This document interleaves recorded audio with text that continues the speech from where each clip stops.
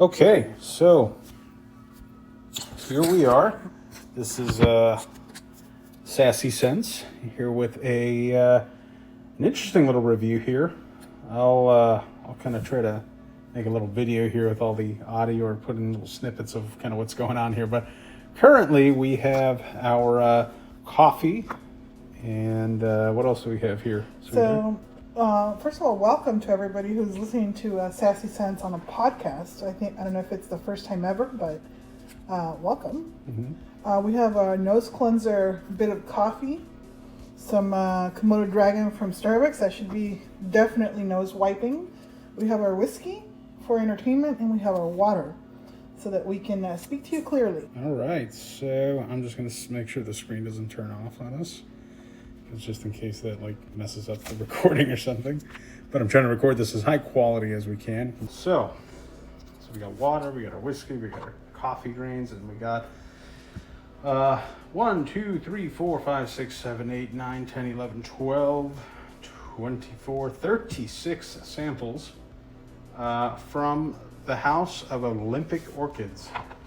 And the perfumer is Ellen Covey. And you can find her website over at orchidsense.com. And yeah, this is definitely a unique house. So we're going to go ahead and check this out. You're definitely going to want to stay tuned for the last one, because the last one is something that y'all may have known about, but was very recently discontinued. But thankfully, somehow, Ellen was allowed to bring this one back from the dead. And how appropriate, even considering the type of, the name of the fragrance and everything. So I'm going to go ahead and get you guys set up right here. So what I wanted to do is, even though Cloud, in case you guys didn't know, she's my wife. So Cloud has smelled a few of these, and she rated some of the dry downs, but I kind of figured, you know what, let's rate the dry down, and then we'll just put some fresh liquid on there, so that she can give the the fresh rating as well, because I've been kind of jotting everything down on this. So let's just go from the top here then. So what are we, Dev 4? Huh? Yes, Dev 4. So just so you know, I am missing Dev 1, 2, and I think there's a Dev 5. There might be a Dev 0. I forget if there is, but I know for sure I'm missing 3 out of the entire house. This is, or at least this is 90-95% of everything that Ellen makes. So, Which I have to say, the presentation is very adorable. These little tiny decants that are just precious if you are a girl and you love small things. It's just adorable, and I'm sure he'll take a picture for you so you can see. And she does small things. So my penis is perfect. Got that little baby dick going on. All right, cool. So let's start here with Dev 3. Oh no, this is actually Dev 4. What am I saying? Dev 4. Dev 4. So we're going to use a new paper, or are we going? No, we're going to use the same one. Okay. So I know that you had rated the original, the dry down. Yeah. What did you rate that there? I rated it a 9.5 because I feel like this, to me, is on par with Pardon By to some Nasamato. degree, by Nasamato. And there's something extremely fuckable about this fragrance. As you can tell, she really likes it. This is a very sophisticated fragrance. I would say it's gender neutral, but no, I'd say that it leans toward a very masculine scent. But there's something extremely sensual about it. Interesting. Yeah. Sorry, go ahead. The oud is, I'm guessing it has oud because that's what it smells like. And it's just so subtle but delicious. Interesting. Yeah. I don't totally agree with everything there, unfortunately. For me, it has, I don't know, it's something very strange to me. I don't really know what it is. I know this Dev series is supposed to be, the series is supposed to be revolving around a particular thing. In fact, do you have your phone on you? Because we might be able to do a little research at the same time. In the meantime, I'm going to go ahead and wet this and see what you think. All right. Wet it the way that she is wet right now when she smells it. This is going to the general public, right? We're keeping it somewhat. Oh yeah, no, this is public. This is going onto public YouTube now. Oh my goodness. This is sassy sense. We don't fuck around here. All right. So what am I looking at? Dev? Well, we're going to look up. So this is the opening of Dev 4. I'm gonna have you smell that. I'm still standing by. It is still like. I think I put did I put a 5 or 6 on there? You put a 6.5. 6.5. Okay. Okay, so the opening is, I'm not a fan of it. Very medicinal smelling. The dry down is definitely different. I would say that if I were just to smell it on the opening, I would not want this perfume. But based on the dry down, I would totally wear it. Nice. Okay, so it's supposed to be an oriental woody fragrance. It's unisex. Fragrance features labdanum, tolu balsam, woody notes, olabdanum, olibanum, and thuja, which I don't know what the fuck thuja is, but maybe that's the thing that really turns you on about it. But it just is not. It doesn't repulse me. It's just not amazing. I don't know. I don't know. This first of all smells like a horrific root herbal cough syrup of some sort. And the opening. Yeah, I would give it like a 4, maybe a 3.5 in the opening compared to the dry down. The dry down is 9.5. I mean, it is so good. I don't understand that, but that's what it is. Hey, sometimes that happens, you know. Sometimes it's just something else about it, you know. I don't know. Okay, so from Olympic Orchids here, this is supposed to be. It says on the description. This is the bare bones version of all the incarnations of Dev, paring them down to their unifying essence and clearing the way for the labdanum to shine through. It's the scent of coming back full circle where one started, but with new eyes, as if the world had been tumbled smooth and worn down by events to reveal the clear, shining gemstone at its center. It is the scent of transcendence and triumph after great loss, the calm version that comes after having weathered a disaster.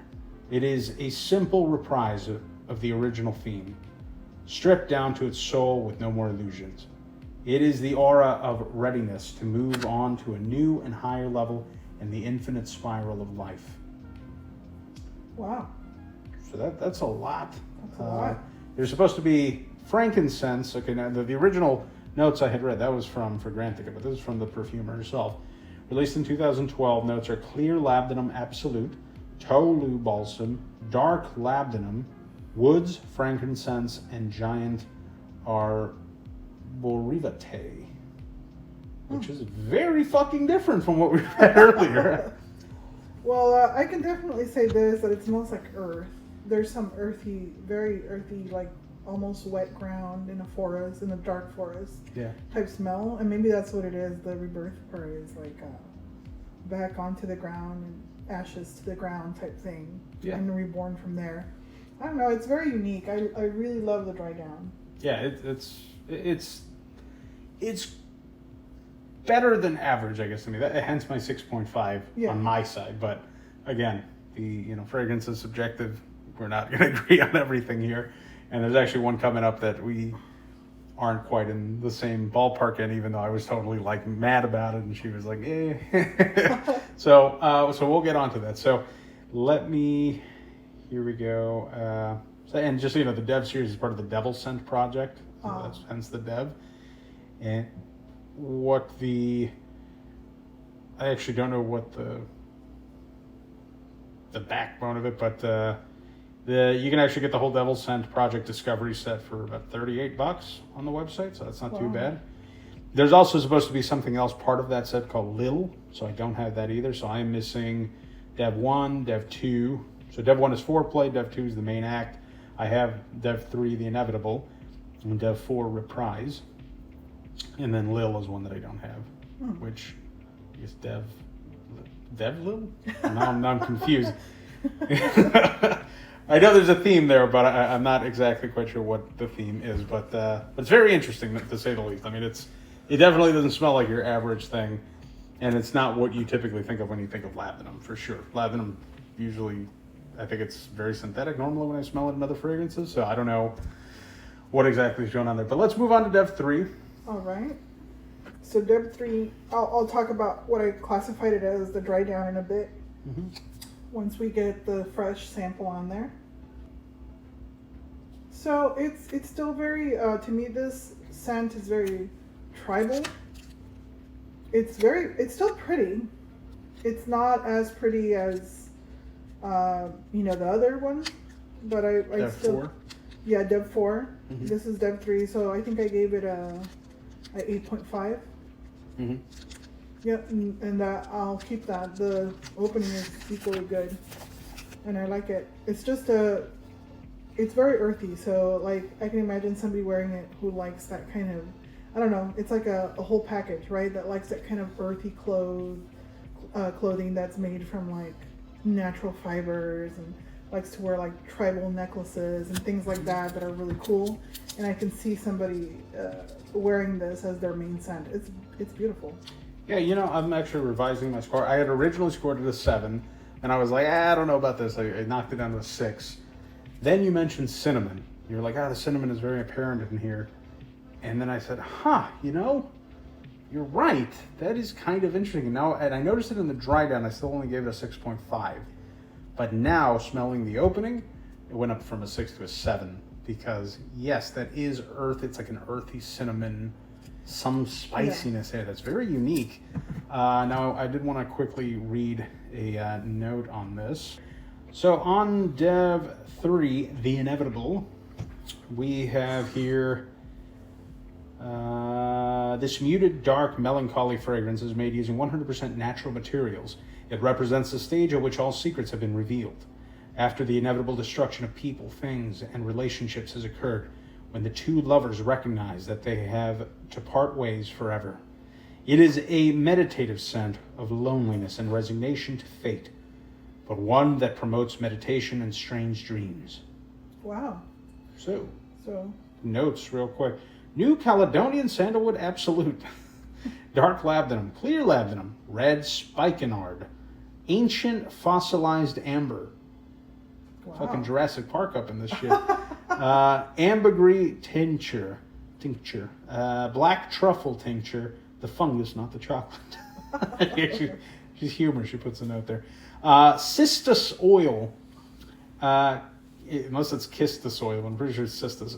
Cassie Absolute, Frankincense, Davana, African Bluegrass, Myrrh Tincture, Motia Attar. So there's kind of something, I don't know. I don't know if Motia Attar is actually what or not.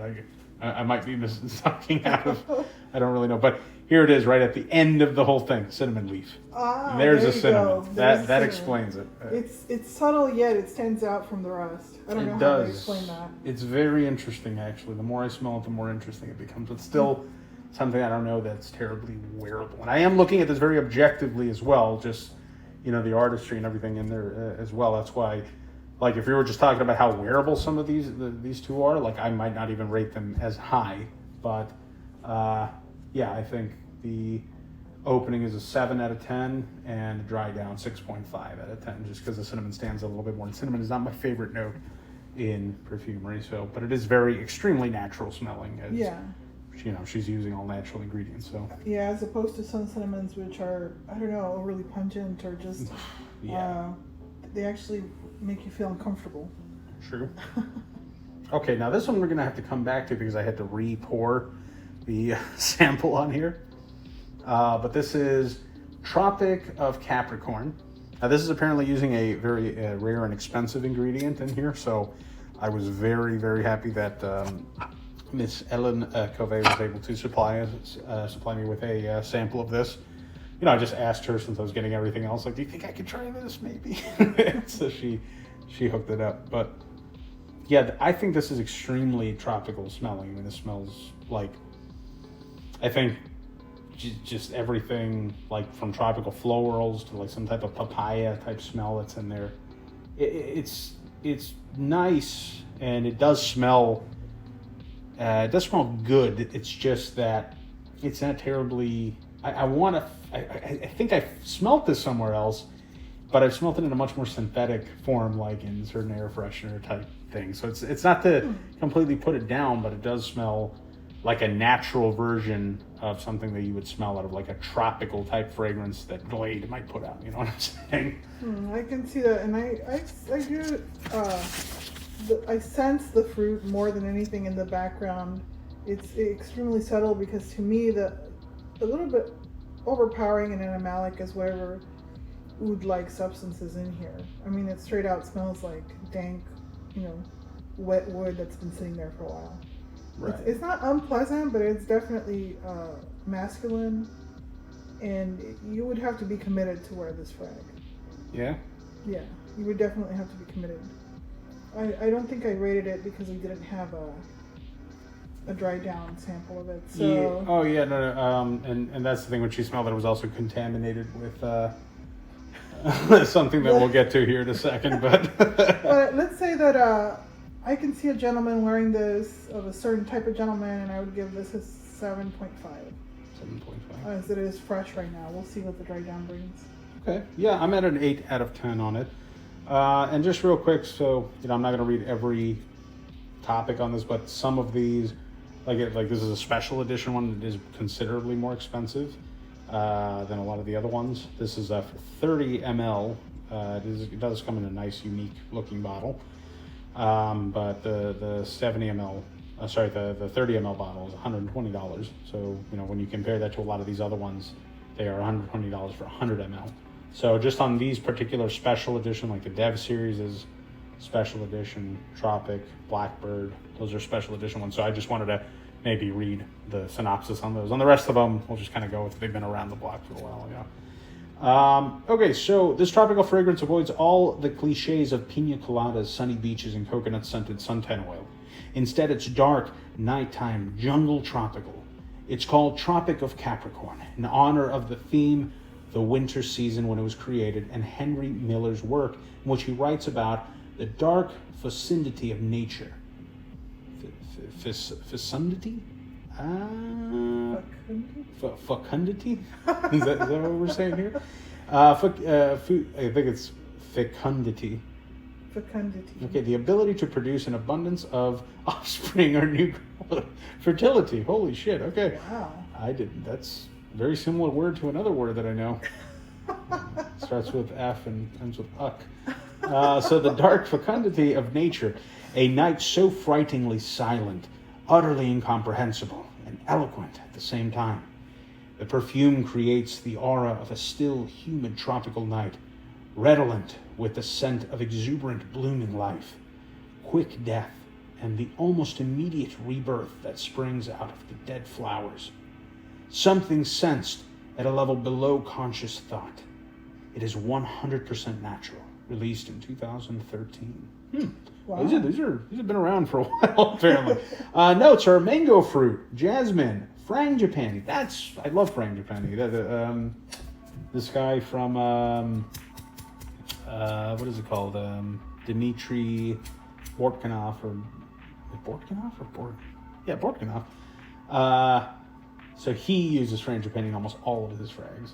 And it really stands out. And I was like, man, there's something familiar in here. Okay, so yes, mango fruit, jasmine, frangipani, tuberose, magnolia, osmanthus, malivine or malevine, bourbon vanilla, Africa stone. There's straight up rocks in this shit. Ambergris, benzoin, and New Caledonian sandalwood, which we heard that one before. Yeah. So note, this all-natural perfume is made in small batches and may require 2 to 3 weeks extra lead time for preparation. Wow. So yeah, that is that. That to me sounds quite interesting, right? Yeah. And that was one of the reasons I wanted to smell it. And when I did smell it, I was like, yeah, this is pretty dope. Yeah, it's definitely interesting. I mean, there's one thing for sure so far. The 6 that I have smelled, you can tell that they are very high quality artisan perfumes. Yes. And this next 100%. One is my favorite so far. So far. I think there's a few. You can see this last row right here? Yeah. They're just covered in 9s and 9.5s. I wouldn't be surprised if one of these hits a 10 on the dry down. But yes, on that one, on Tropic of Capricorn, I mean, it is nice. And Well, I said my piece about it. I'm not gonna say that it's. I personally don't believe it's worth the 120 for the 30 ml. But I think if you get a little decant of it, you'll probably do pretty good there. Or just get a little 5-10 ml or something. Okay, Blackbird. This shit is dope. Go, tell me about Blackbird. This frag is so beautiful in a very dark, witchy way. I absolutely love it. It is the type of girl that I want to be. It's black nail polish, dark hair, absolutely shadowy eyes, beautiful out in the evening, girl of mystery. It's just gorgeous. I don't know, it's sweet.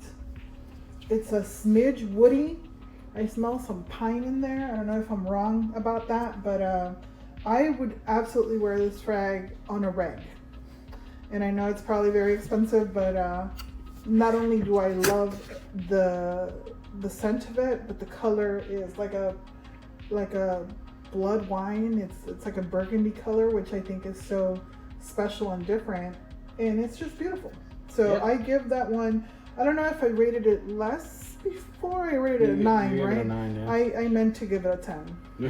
Wow. I meant to give it a 10. Yeah. The dry down and the opening. Yeah, it's just gorgeous all throughout. Wow. And I would totally buy this and put it in some kind of witchy bottle and spray myself with it on special nights. This is definitely a night scent in my opinion. I could be wrong. I'm guessing that in a drier climate, it's even going to do better because that sweetness is going to pop out more. But it is beautiful. Yeah. Yeah. And I will say it is very unique. I gave the opening an 8 because it did have something kind of really earthy, and I was like, this is good, but there's something weird about it. Now I just smelt it. That's on paper. When I smelt it on her skin, though, oh my goodness, it really. I think it shines on skin. But I'm going to stick to my guns. The dry down is a 9 out of 10. It is very nice. And I think this is going to be the last one that I'm actually going to read off the notes on, except for maybe just a couple more that I, like the 9.5s that I have in the bunch here. Okay, so this fragrance celebrates the dry season and the warm, peaceful days of summer in the Pacific Northwest. When walking anywhere from a country road to a city green space brings the powerful scent of tawny dry grass, fir and cedar, trees baking in the sun. Holy shit. Fir and cedar trees baking in the sun, releasing their sharp incense-like resins. Wow. That would be that. I am kind of getting that vibe. And juicy ripe blackberries tempting us, and the blackbirds with their jammy, musky sweetness. Inspired by nature, Ellen Covey's Blackbird weaves. I don't know about that spelling. Little grammar thing there. Weaves the notes of summer into a fine fragrance that is very wearable by anyone who enjoys the juxtaposition of dry, ambery, woody notes with just a touch of juicy fruit. Blackbird was a finalist for the 2014 Art and Olfaction Awards, released in 2013. Notes are Himalayan blackberry fruit, dry grass and leaves, elemi, cedarwood and resin, woody amber accord, fir balsam, absolute, and musk. It's gorgeous. I guess maybe the resin is the pine that I smell or something. Well, the fir balsam is like straight up pine. Yeah. Oh wow. It's like pine needle, I guess. It's beautiful. I think my favorite time to wear this frag would be, if you're like in the West Coast, would be August to like November. Yeah. August to November would be like excellent. Like you could make this your signature scent. I absolutely love it. Yeah, I would even go so far as to say, honestly, you'd probably wear it either spring and summer. I mean, it just, I think cold weather is where it might be, it might not have the oomph to get out there. There's a denseness to it. It really is. It's interesting. It's very unique as well. Yeah. I don't think I've smelled that combination of, like the way that the fir balsam is in there. I believe I have like a mild allergy to it, but for whatever reason, I'm not really getting anything too crazy. It's not driving my senses wild. It's not causing me to like choke up or anything like that. Yeah. And it smells amazing on cloud. So yeah, I think. And I put this one on my skin, and it's just, I don't know, it feels nice. tropical. It's beautiful and dark. Yeah, it's very very nice. Just, The blackberry really pops on her skin, so that's good. Definitely, I think that one's bottle worthy, no doubt. Okay, so now we're gonna go to the opposite spectrum from what she rated a 10 in Blackbird. We have Chevalier or Cavalier Vert. I'm pretty sure Chevalier. I could be completely wrong. I'm not gonna really get into much of it, even though it is considered, I guess, a special edition. But apparently it has rhubarb as a theme. And the notes are citrus, rhubarb, tomato leaf, armoise, violet leaf, violet, orris, peony, Sichuan pepper, and soft woods. that explains that. I don't know what in the actual fuck is in here. It is inspired by the Green Knight of Arthurian legend, rather. Yeah, no, this just smells like just grab armpits and dirt, shove like have a man not wash his pits for like 10 days, and just working out in the fucking sun, and then grab a handful of dirt, like rooty, earthy dirt, and just shove it under his pits, and then have him slowly like extract the sweat being filtered through the dirt, and this is what you get. It's fucking ridiculously pungent as shit. It infected our Tropic of Capricorn to the point where, you know, Cloud was like, I don't know about this tropic, and I was like, no, it's infected. It's been contaminated. So we had to create a new little thing for it. But yeah, no, this is. You put yeah. I gave it a 1, and the dry down was a 1, and she gave it a 1. I don't even want to bother her with smelling the fresh because this is just not a good one. It's not my cup of tea.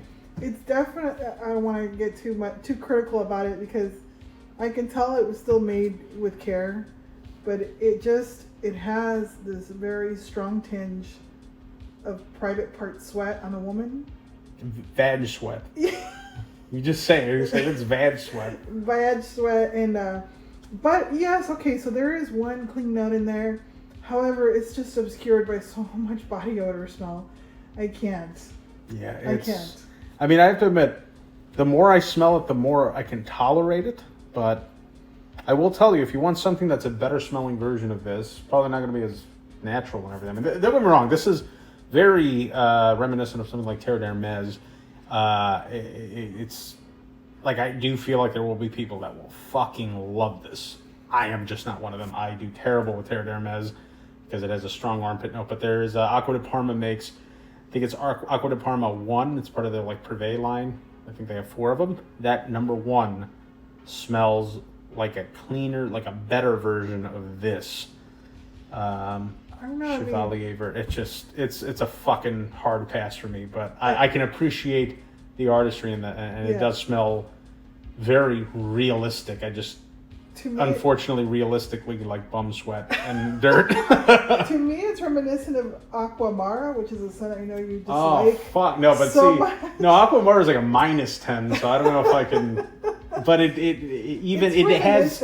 But it, obviously, this is a high quality, obviously artisan scent. You can just tell by the scent. You know, I don't know what it gives off. It doesn't cause reactions to my throat or nose and things like that. So, I mean, yeah. So some people may enjoy it incredibly. They may rub it all over their body, but it's just not. Oh yeah, no. I know there's people that would grab this and, you know, just spray it into every orifice they have. It's just not something that I would do. Like I said, it's a hard pass for me. Okay, moving on to something a little bit better. Yeah, at least better for me. According to Cloud, not so much better. But this is Mardi Gras, which on the dry down she gave this a 5.5.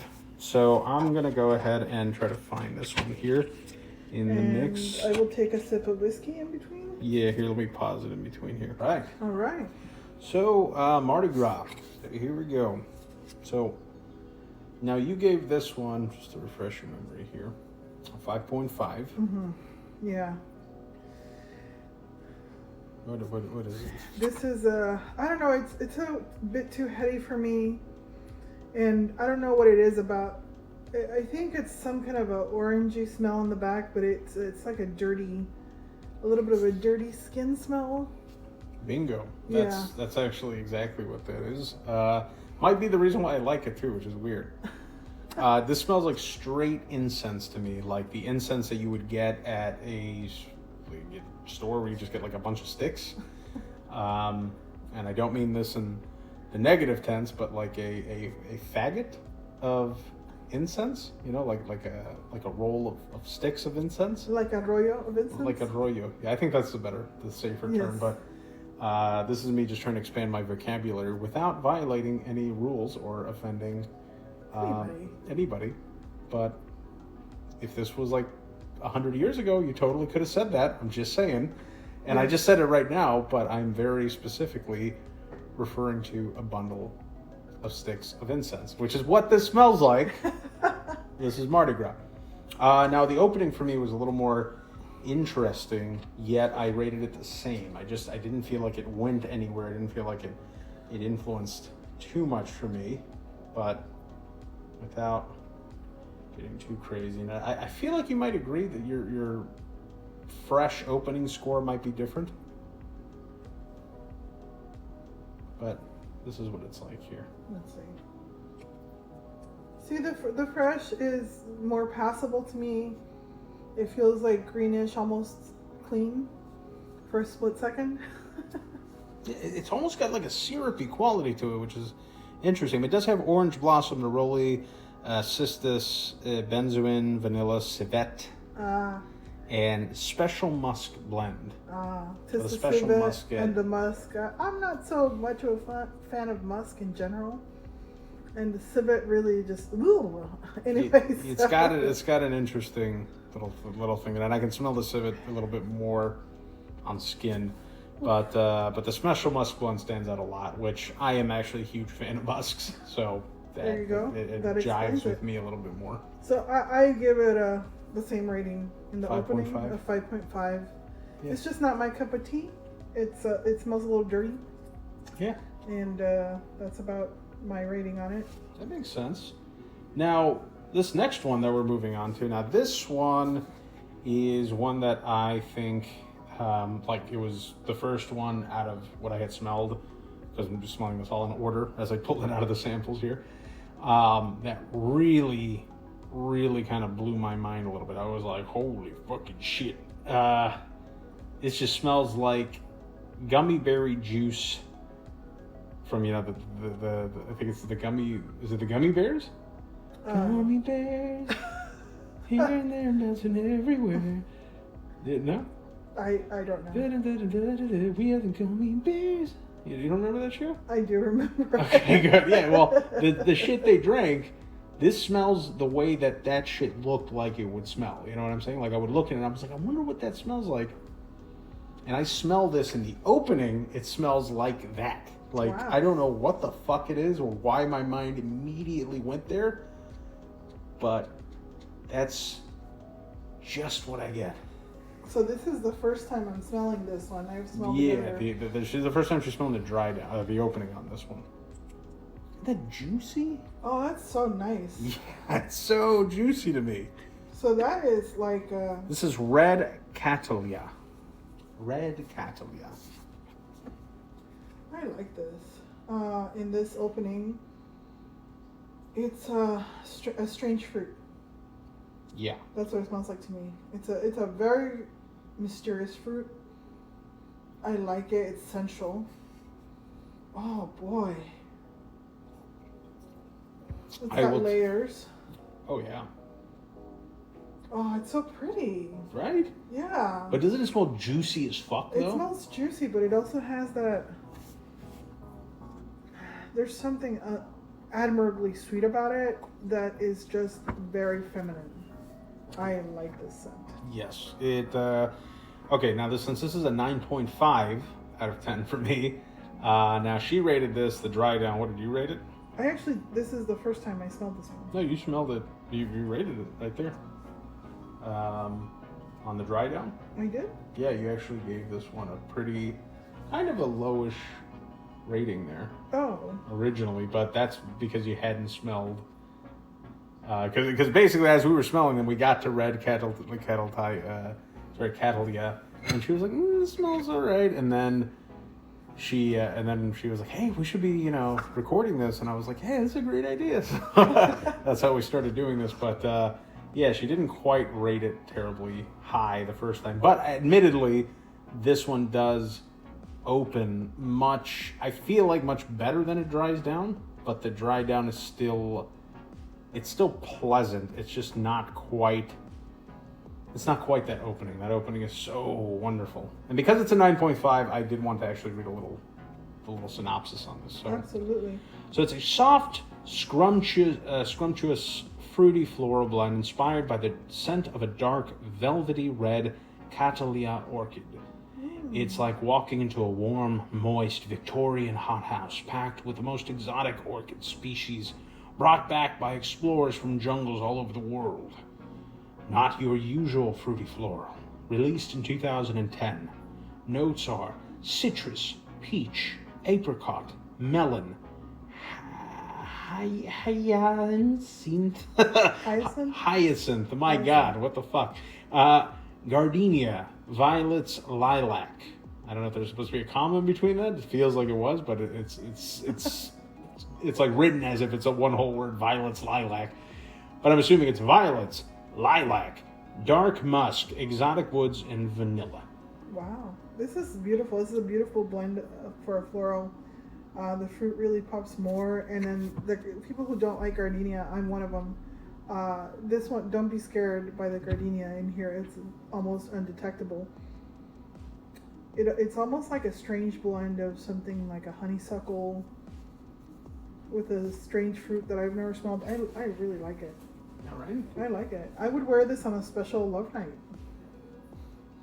Yeah, it really is fantastic to me. And now that I read the citrus, peach, apricot, melon, it's like of course that's all those beautiful things that I'm smelling. It really is something else. So I am going to on the dry down though, I do feel like it drops maybe down to like an 8.5.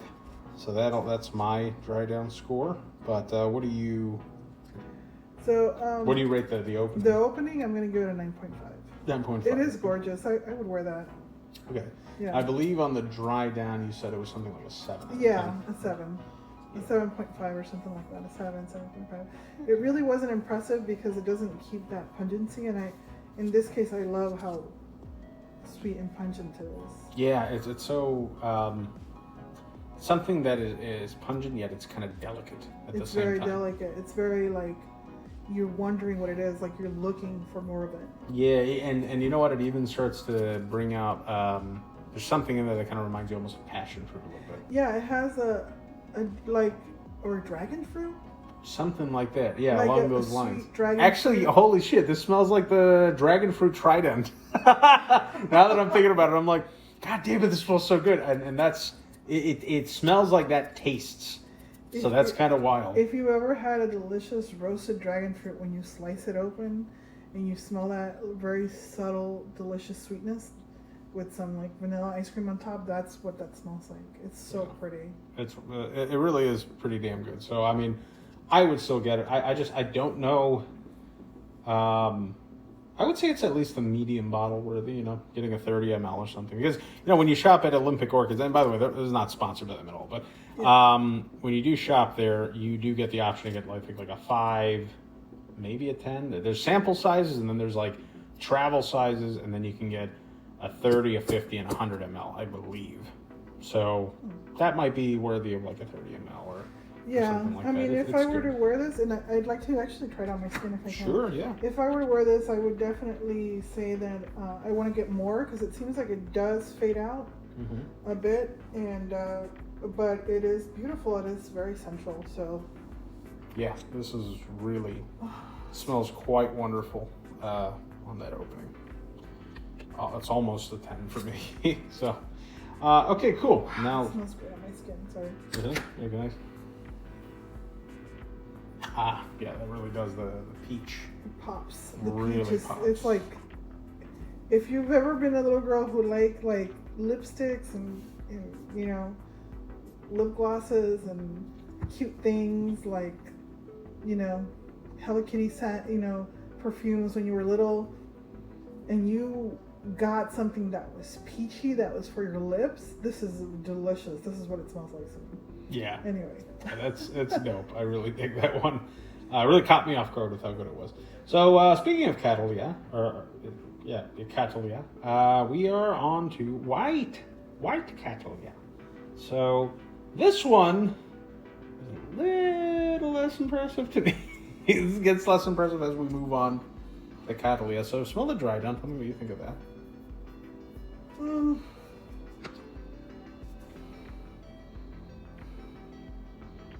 So this smells to me like some kind of a handmade bar soap.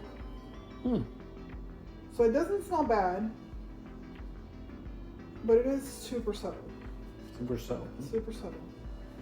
It is. You know, bar soap. Yeah. Yeah, but it's like the handmade stuff. The yeah, like the shit you get at like Whole Foods. Like an almond bar with like oatmeal or something. There's the ones that they break apart that are. Yeah, actually, you're right. You're spot on with that. Now, I did read here the notes are citron, lemon, neroli, jasmine, heliotrope, orchid accord, actually. Oh. And then light vanilla and musk. The light vanilla and the musks really stand out to me. Yeah. I think that's what it is. You know, on this one, I think... What would you rate that right now? I actually like it. Yeah, what would you... I would give it an 8.5. Yeah, 8.5. And I would wear it. Yeah, honestly, the way that this dries down, I would probably give it, I want to say like an 8.75. It's like not quite a 9, but it's really clean smelling. I like it. Yeah, it's like, it's clean and it smells like you just took a shower with some special handcrafted soaps. It smells very nice. Yes, it does. Now, I want you to smell the opening, which I thought that the...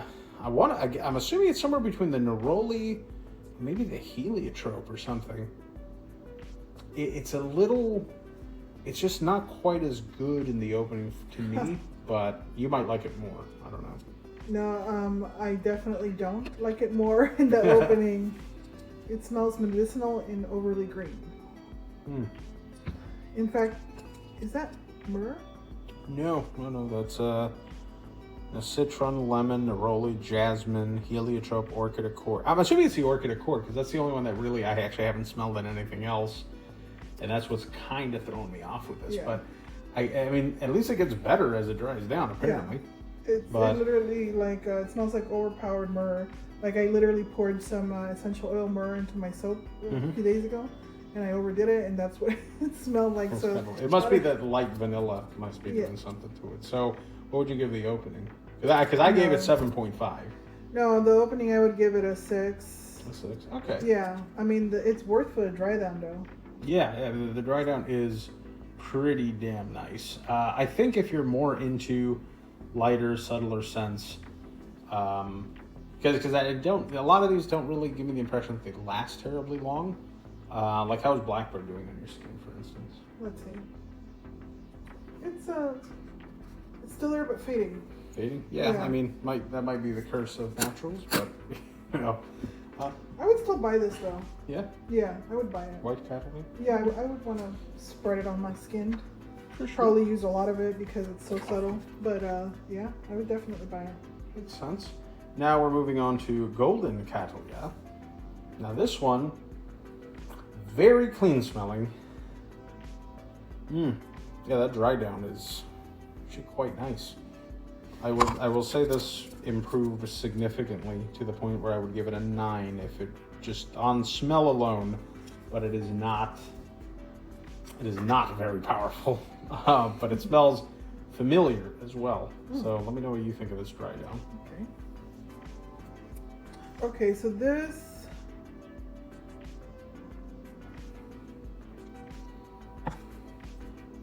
smells like Castile, like glycerin, Castile soap, something. Supernatural, like naturally. I smell like a smidge of dirty orange in there, very subtle. It's still sweet and good, but it's just very soapy. Yeah, it is soapy, fresh. soapy. I'm getting, so apparently the notes are narcissus, daffodil, orange fruit, orange blossoms, honey, pollen, cream soda, new Caledonian sandalwood, amber tinged resins, labdanum, and musks. Oh, that explains a lot. I'd say that the dominating note here is that honey. Yeah. Yeah. And I think that's what I love about it. It is a very nice, realistic honey. Realistic, like that. Like I actually remember buying raw honey with a little pollen cap or whatever. Not the pollen cap, but you know what I'm saying, like the. With the cone inside. It has like honeycomb. The honeycomb inside, and it kind of smells like that. It's very interesting. To me, it reminds me of a lot of the Burt's Bees products. Yeah. And in a very obvious, classy. It's like niche Burt's Bees. Yeah, in a very classy way. Yeah. I actually don't dislike it. It's just that I'm not a fan of it. There's a layer of like, I don't know, dirtiness to it that I don't understand. Yeah, I think I'm upping the rating on the opening though, because there was a 9 for me in the opening. What did you rate the dry down again? I haven't rated it yet. So I'm gonna give it a 7.5. 7.5. I would still wear this rag. Yeah, I think the opening went up to an 8.5 for me. And it's not only because it's easier to write an 8 after you've drawn a 7. It's actually because it is significantly better. Let's see the opening. Yeah, but now that I know what's in there, it's almost like oh, that's what all that shit is. The honey's still a button for me, so I'm gonna keep it a 7.5 on the opening. Yeah. I would still wear this rag. I would want to see how it smells on my skin. It's still pretty. All right. I don't know, that makes sense. I dig it. I don't know. There's something really nice about it. So I'm definitely interested in. It's almost bottle worthy for me, honestly, even though it has not a super high rating, but it is like one of those where I'm like, fuck, that's very interesting.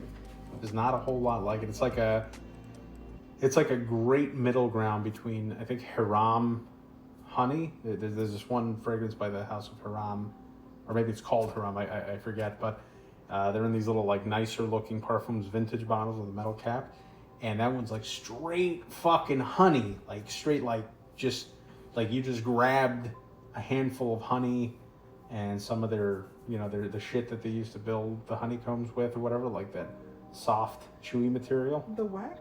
I guess, yeah, the wax or something that's in there, and it kind of looks like cork, right? And it tastes, it's chewy, but it like that shit is like straight that. The honeycomb. And this is like that like the honeycomb. Yeah. That other shit is more like the waxy shit. This is more like the straight honeycomb, but like without being drenched in honey, right?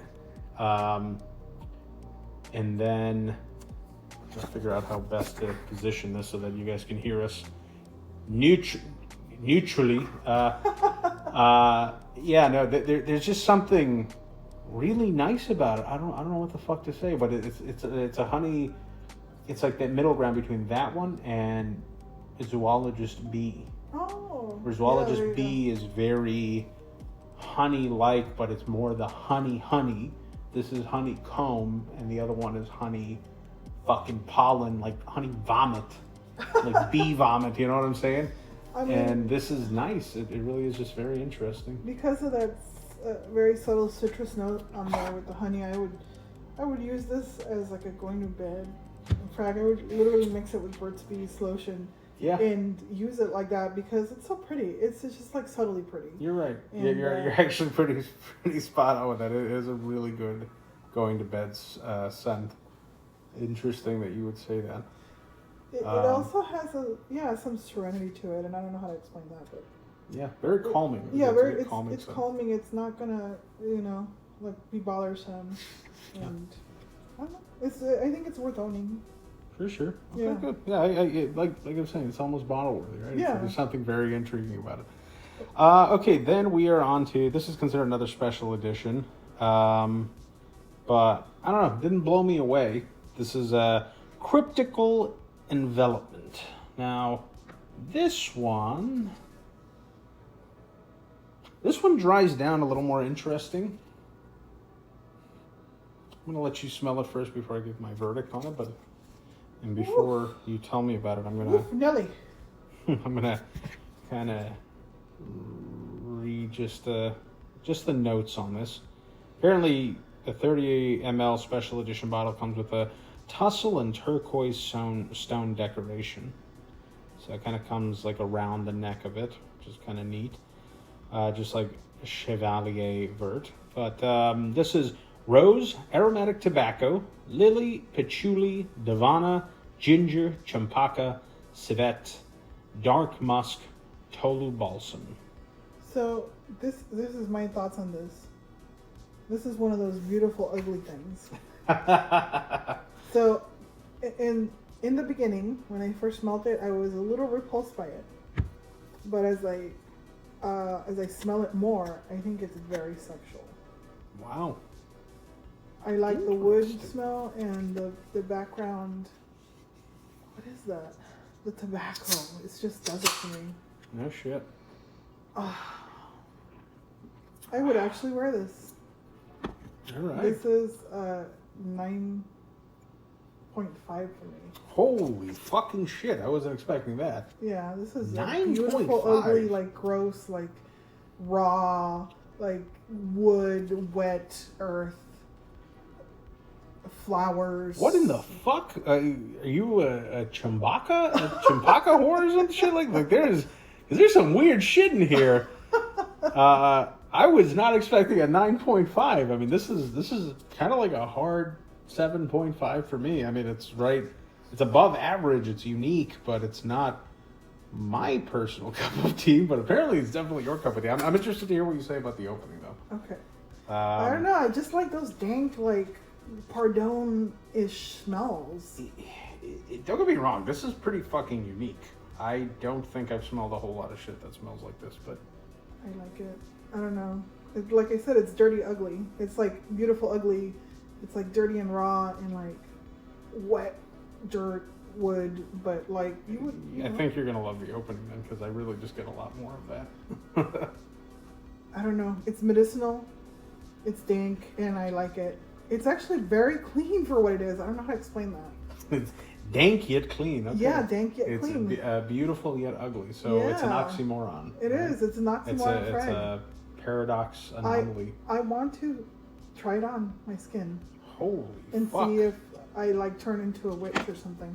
That's amazing. I like it. I can't Maybe believe it's the that. whiskey. Maybe it's No, the I don't whiskey. I don't think so. I mean, I know whiskey can make ugly girls pretty and dirty vag tasty. Does it do that? Or all you drunkers out there, let me know, because I've never been that wasted. Yeah, I mean, it smells. Woo! It smells like Chinese medicine. It smells like Chinese tea. fucking Padax ginseng and shit. No, it smells like, I don't know. I used to have like a pot to mix Chinese herbals in it, and it was like my friend got me into it. She had like a clay pot too, and she would make all those medicinal teas for her conditions and whatnot. And that's what this smells like. Shit. And it smells kind of ugly when you first put it on, but I think it's going to turn sexy. That's amazing. Well, there you go. You heard it here, folks. The special edition, which actually this was officially released on July 27th, 2017. So it's fairly recent on the list compared to some of the other ones. But all right, Cloud likes it. Very interesting. Now let's move on to one that I'm not very excited about, much like the city that inspired the name here. This is Tucson. Although I have to admit, it's dried down a little bit better than when I first opened. Let me cleanse my nose from the dank, delicious thing that I just smelled with some coffee grounds. Go ahead and give that a whiff. Wow. See, the thing is that, I don't know, there's like a wise woman smell. Oh my god. Medicinal, like tribal, like shamanish. I like this. Oh my shit. Well, we're 2 for 2 here, folks. I mean, I'm not sure that I would wear it on my skin, but maybe if I had like a native shop, I would want my shop to smell like this, like perma smell. Wow. The wood smell is so pretty. It's like bark. No shit. Oh, I like it. I'm I don't know. raise Maybe I'm just strange. Raise the gain on this a little bit so that y'all can kind of hear our little banter a little bit better. I like it. It smells like a shop where wood has been made into art objects, and there's tribal things going on, and it's like beautiful and clean and, you know, ritualistic and sacred and deep. You know, I don't know. I like it. Wow. It is interesting, to say the least. I mean, like I said, it went up from my original score. I had it scored at a 6 out of 10, and the dry down went up to a 7. What do you rate the dry down? I would rate it a 8.5. Okay. I wouldn't mind wearing. See, I don't know. I like tribal stuff, you know? Mm-hmm. I like the smell of like natural things. So Apparently, she likes what women perfumers make. this is beautiful. This actually smells like a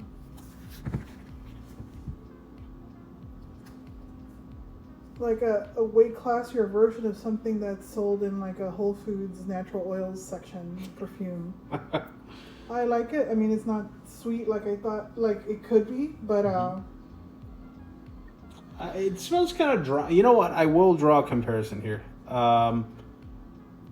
L'air au du Marocain, LDDM or something from Andy Tower, not Andy Warhol.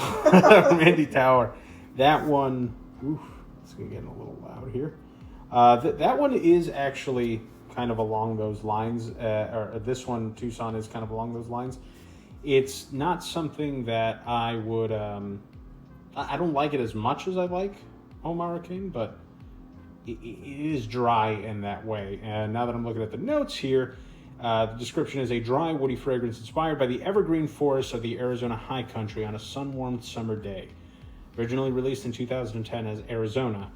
Notes are ponderosa pine, southwest juniper, acacia, sagebrush, and chaparral. I love it. I love the opening more. It has the sweetness of that sage, and I can really smell the pine on there. And it smells like, to me, it smells like dry bark baked in the sun, like sun skin with, like, you know, somebody who's been in the wind a lot. Maybe even a smell of hay, a touch of, you know, clean dry hay in there. I don't know why, but that's what I'm getting.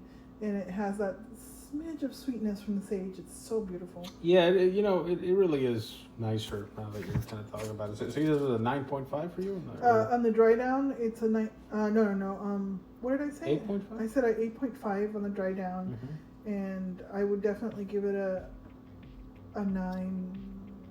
A 9 on the opening. I want to say my opening rating went up. I want to say at least a whole number. Because it really does smell quite nice. Just revisiting it, I don't know, that there's something really pleasant about it. And the comparisons between this and Low Desert Au Marocain, which she loves, by the way. So I don't know why I didn't get it before, but now that I'm like, oh fuck yeah, there's a lot of similarity between those two. This is a good one. This is actually pretty good, better than I initially. And our friend here that was the stinky one is doing. I mean, it smells to me. This smells like wood and fresh plastic, which is one of my favorite smells. This cryptical envelopment. Yeah. Fresh plastic. It smells like fresh plastic and wood. I love it. It smells like. Interesting. Like Hello Kitty, you know, products meets dank wood. Yeah, I don't know why that's so appealing, but apparently very it is. Here, let's move on to the next one here. So we have, holy shit. Got some fucking cat piss in this house.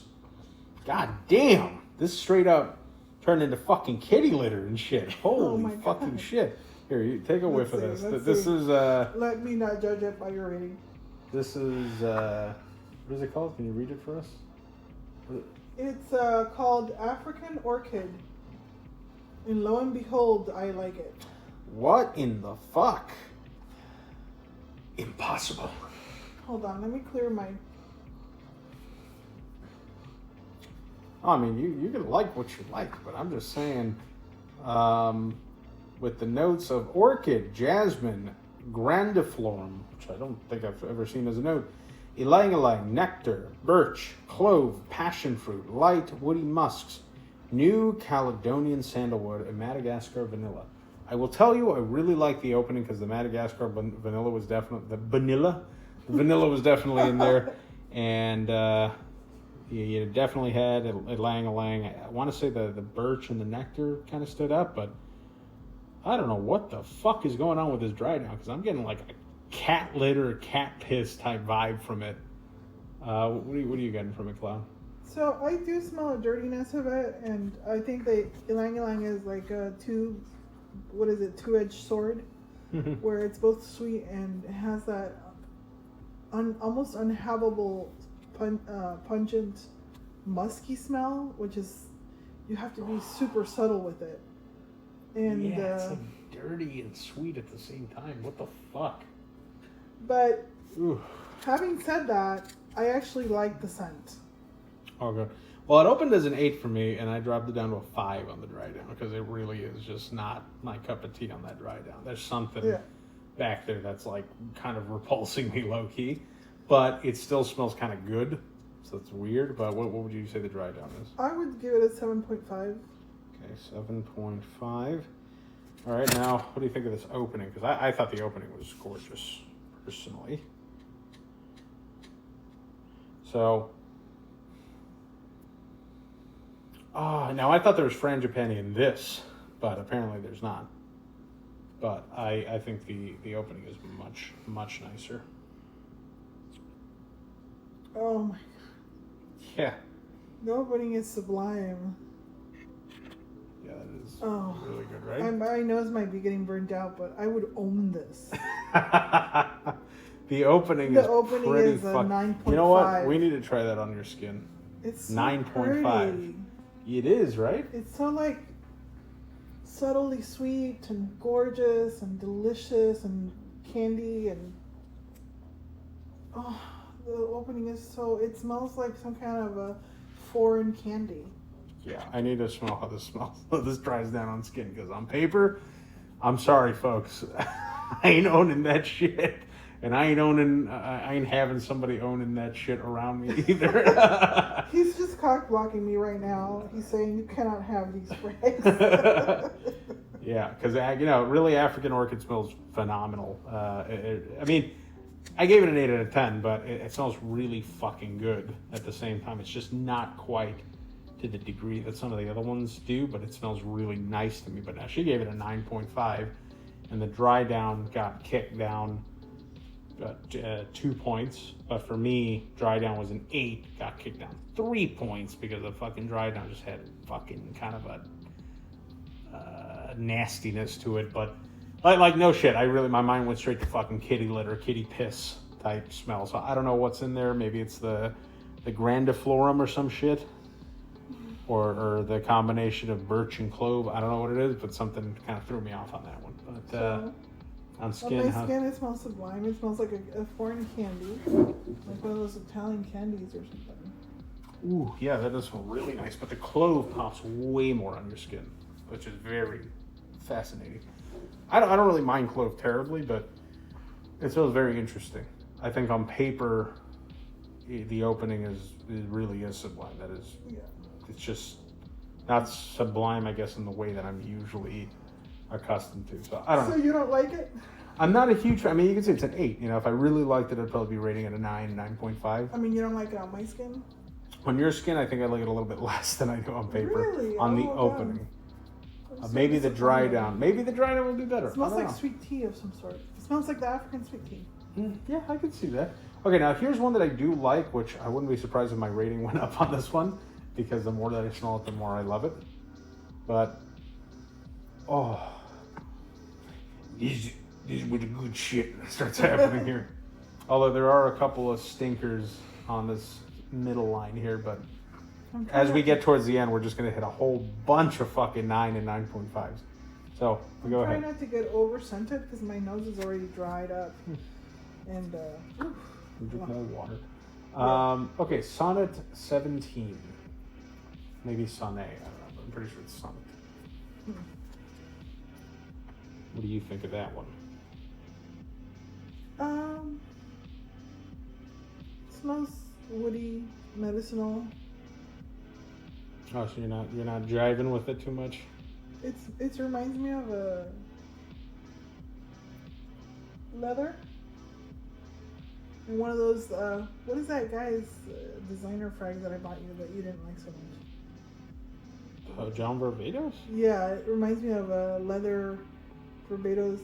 It's nice, it's not unpleasant, but it's, it's probably like a 6.5 for me, 7.5.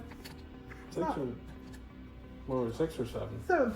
7.5. It's still nice. It's very manly.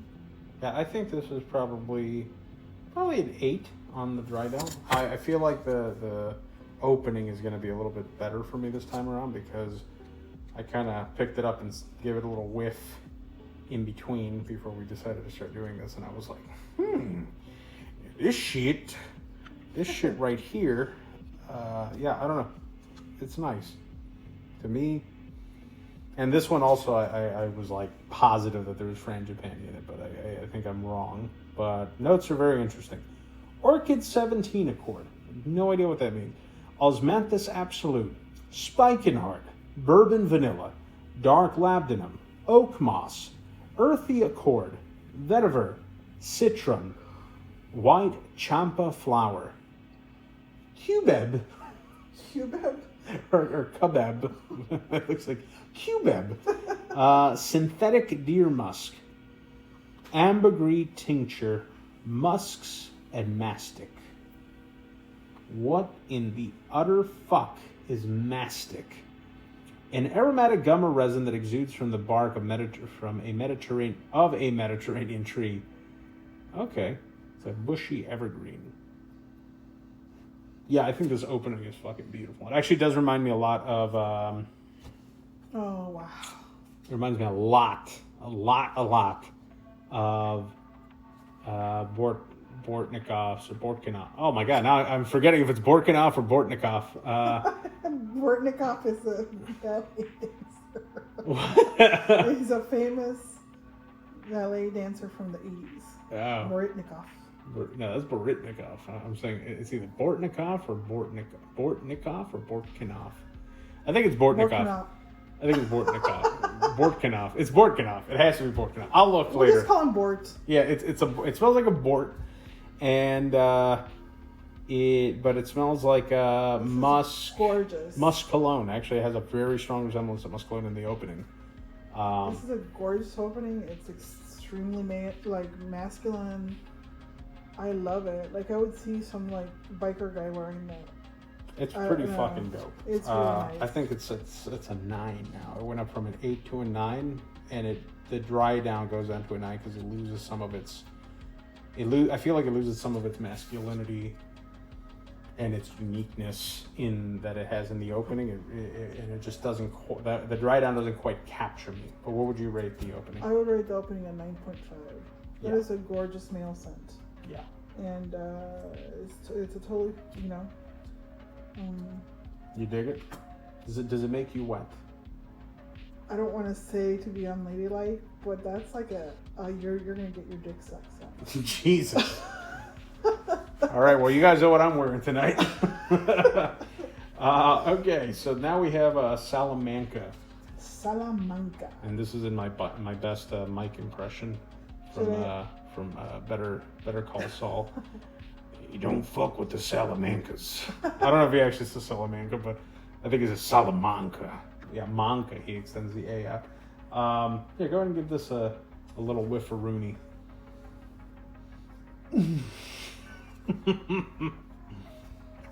Oh, wow.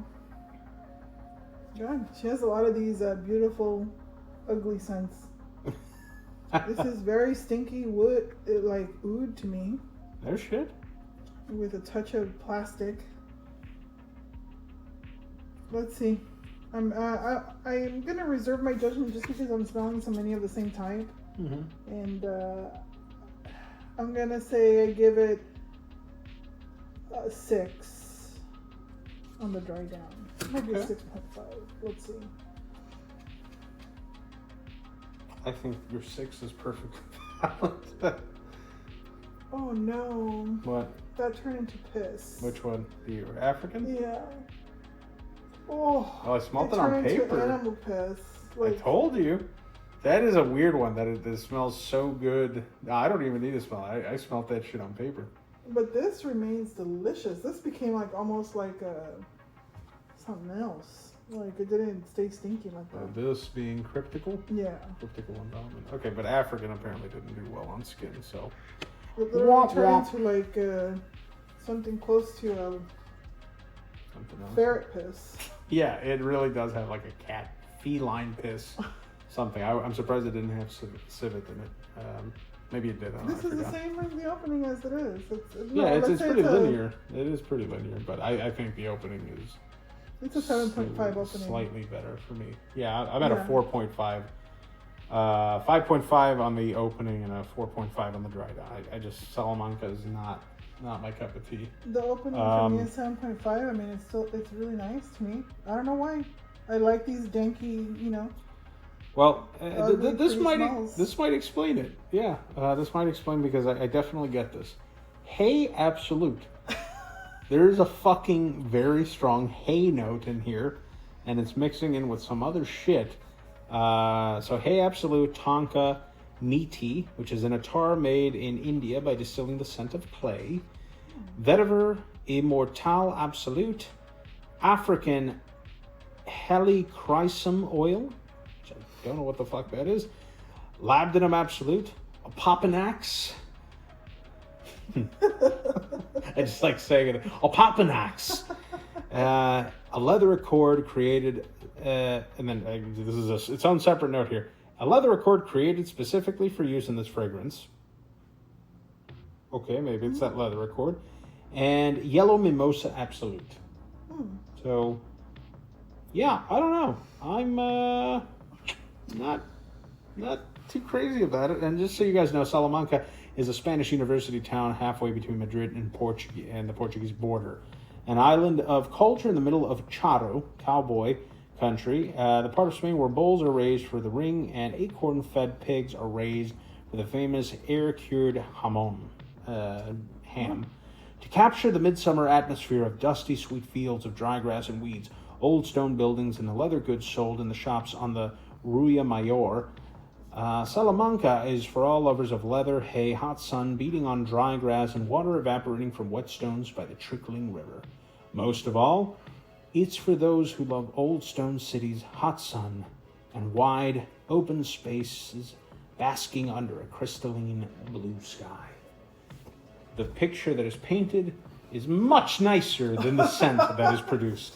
Unfortunately, yeah, Salamanca is definitely not my fucking cup of tea, but I don't know, and I like all those things that she described. All that shit sounds amazing, but it's just I'm not transported there with this scent. I like it. Yeah, well, she likes it, at least. Yeah, so. It has a horse dung smell to it in the background. I actually like it. I don't know what to say. There's some level. She says she likes it, and then she says fucking horse dung. Amazing. But horse dung can be calming. Yeah, that's a fucking weird thing there.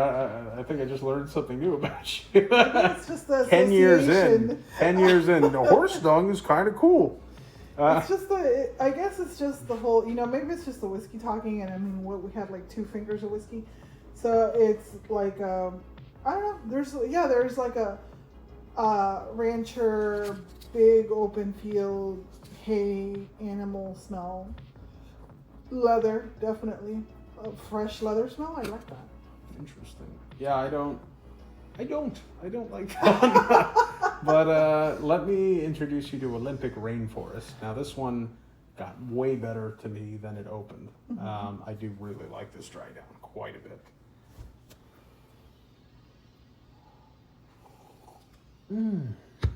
I like like it. It's the same.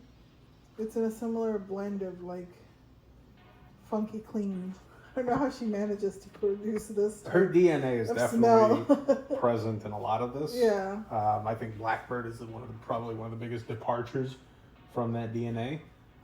Even though it still has a dankness to it, it's just in a different fashion. But yeah. I mean, this is a great example of how she has that very specific DNA that's in there. Yeah, it's danky clean smell that she can produce. It's an 8.5 on the dry down. I really enjoy it. I don't know what to tell you. Maybe I'm just a dirty girl, you know. But I don't know. I like it. It's very. I don't know. It has that maleness to it. Interesting. And I guess I like the smell of men. So you know, that's. I don't know. She doesn't like to mac on the badge. That's for damn sure.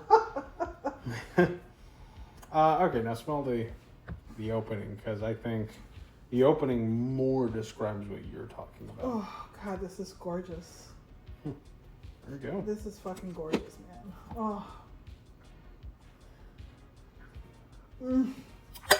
Damn!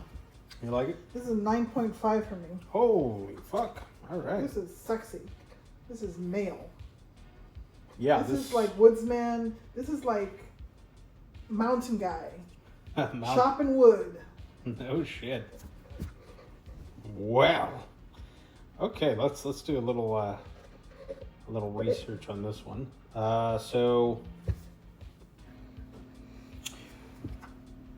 Olympic rainforest is. I'm gonna read the description on this since it seemed to have impacted a little bit here. So it's a green aromatic fragrance inspired by the mysterious, lush mist-shrouded rainforest of the Pacific Northwest, where everything is constantly green and every surface dripping with water and covered with life in the eternal cycle of growth, decay, and rebirth, all rising from the wet, leafy cradle of the forest floor. Released in 2010, notes are cedar leaves, green sword ferns, rhododendron. Rhododendron. What the fuck is that? Is that? Oh, this shit sounds like a fucking, like a Decepticon or some shit. Rhododendron is a shrub or small tree of the heath family with large clusters of bell-shaped flowers and typically with large evergreen leaves widely grown as an ornament. Okay, so that makes a lot more sense because I do get kind of like a Joker, a Dark Knight Joker vibe. This is from the Heath family, you know what I'm saying? Little broke back in there. So it's green sword ferns, rhododendron, forest mushrooms, bee balm, myrtle, not to be confused with squirtle, wildflowers, oak moss, black spruce, balsam fir, Port Orford cedar, and earthy accord. So, wow. I could have never disagreed more with the description in my life, but I mean, I smell dry mountaintop, pine trees, Leatherman, chopping wood, that kind of like dry forest. Mm-hmm. I would have never thought she intended like a jungle forest type, tropical forest. So, And there should. But hey, it's still very pretty, and I really dig it. Yeah, no kidding. I mean, she's talking about the Pacific Northwest, which would be like Portland, like those type of rainforests. Oh, really? So, and some of like the notes reflect that. So I mean, you are still in that thing. It's not a tropical rainforest. Oh, right? okay. So, I think. So that's what it is. It's like a Yeah. Seattle-ish type. Like the Seattle. I mean, and that's. I can see that. Yeah. I can see that. It's very pretty. I don't know what to say. It's pretty. It is. I mean, yeah, it's definitely unique. Like I said, I like the dry down more than I like the opening. Mm-hmm. A lot of cedary type woods coming through there. But Mm-hmm. Okay, so then the next one on our list is Ballets Rouge. So I believe isn't that the Russian ballet? Probably. Yeah, I believe so. Very likely it is. Now this one, interestingly, well, it smells very familiar. Really? Not what you would think with the name like with rouge at the end, but it does smell quite familiar. It's pleasant in the dry down. I think I like the dry down more than I like the opening. I like this a lot. So I believe the ballet rouge were the Russian ballets where even the males would dress up as females for a ballet. I could be wrong. From the 1700s. Wow. And I really like this. Ballet Rouges is for all those who have been craving a full-bodied, updated, vintage-type rose perfume complete with natural oak moss. It's a thickly layered, jewel-toned classic chypre in the grand style, perfect for those occasions when only a boldly sensuous statement and the romance of a dozen fragrant musky roses will do. Ballet Rouges was winner of Kafflerbon's 2012 Best Bang for Your Buck Award. Released in 2012, notes are bergamot, aldehydes, red mandarin, fresh rose accord, rose de mai absolute, ylang ylang, red thyme, oak moss, patchouli, labdanum, and musks. I think this is a gorgeous scent. On the dry down, I would give this a 9.75. Really? I would wear it. It's strong for sure, but it's one of the more sensible rose scents that I have smelled that are actually attractive. Rose is usually a little too, I don't know, there's something repelling about it. The way that it comes out in fragrance is not the same beautiful smell that you smell in the rose fresh. So, I don't know, there's something passionate. Wow, 9.75. I think, is that your highest rating so far? No, because you gave Blackbird a 10, right? Yeah. Yeah, so. I think it's gorgeous. I think you need a good rose scent in your life. It's hard to find something that isn't too pungent. You know, now that you're saying it, yeah, that opening is actually pretty fucking nice. I will give the opening an 8. But yeah, the dry down is very, very pleasant, though. I have to admit. The opening I'm not such a fan of. It's a little commercial. Rose water smell. Some of the reason why I gave it a little bit of a lower rating, but now I'm appreciating it a little bit more. So I'm going to give the opening an 8.5. 8.5, right? But the dry down is delicious. Wow. I would wear it. I want to see, obviously I have 4 scents on me, so I don't want to like put any more on. But Hey, I mean, yeah. I'm going to try to wear that tomorrow after I'm like freshly showered and whatnot, because that's beautiful. All right, here, I'll set that one aside from you, for you then. Thank you. No problem. Little black label cutie pie bottle. All right, so then we have Little Stars. Now, Little Stars, I was not a huge fan of. Not quite sure what is in it, but let me see here. Final sale before it is discontinued. Okay. Notes are citrus, orange blossom, ylang ylang, clove bud, jasmine, exotic woods, tolu balsam, benzoin, oud, spikenard, black agar, and atlas cedarwood. Okay, cedarwood. I really do have to find out what the fuck spikenard is. A costly perfumed ointment much valued in ancient times. Himalayan plant of the valerian family. Interesting. Okay, so let's be. I wonder if Little Stars is in reference to the blossoms that several of those flowers have because they're little and star-shaped. Could be. This is extremely medicinal to me, even in the dry down. There's just something I can't quite get behind on this one. Really? It's medicinal? It smells very medicinal to me. I like it. It's not, to me it's sweet. Yeah, it's sweet, but medicinal. I get like a very heavy tiger balm. I have a very strong tiger balm resemblance. Like where there's people that say, oh yeah, Creed Viking smells like tiger balm. I'm like, smell this shit, bro. This shit smells like fucking tiger balm. This is definitely medicinal. This is ointment-y. And I mean, I would give it it's a little medicinal. It's strong clove. 7.5. It's the clove, I think. Yeah, probably. 7.5 on the dry down. Okay, for me, I'm really sticking to the 6 that I gave it in the opening. Now, let's try the opening for you, and you tell me what you think of it, but I don't know that it's really going to do much better, honestly. Although the opening is smelling a tinny better to me this time around.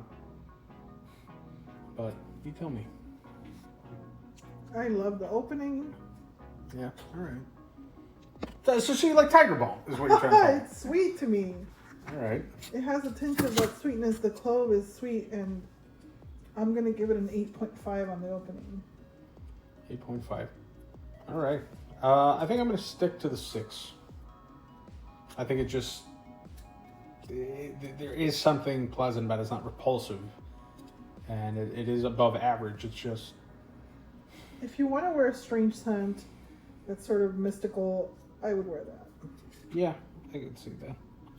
Okay, now Javanica. Javanica, on the other hand. Let me cleanse my nose. Very interesting dry down, actually. I gave it an 8.5. Let me look up something here on Javanica. Or maybe Very it's clean, very Javanica. subtle.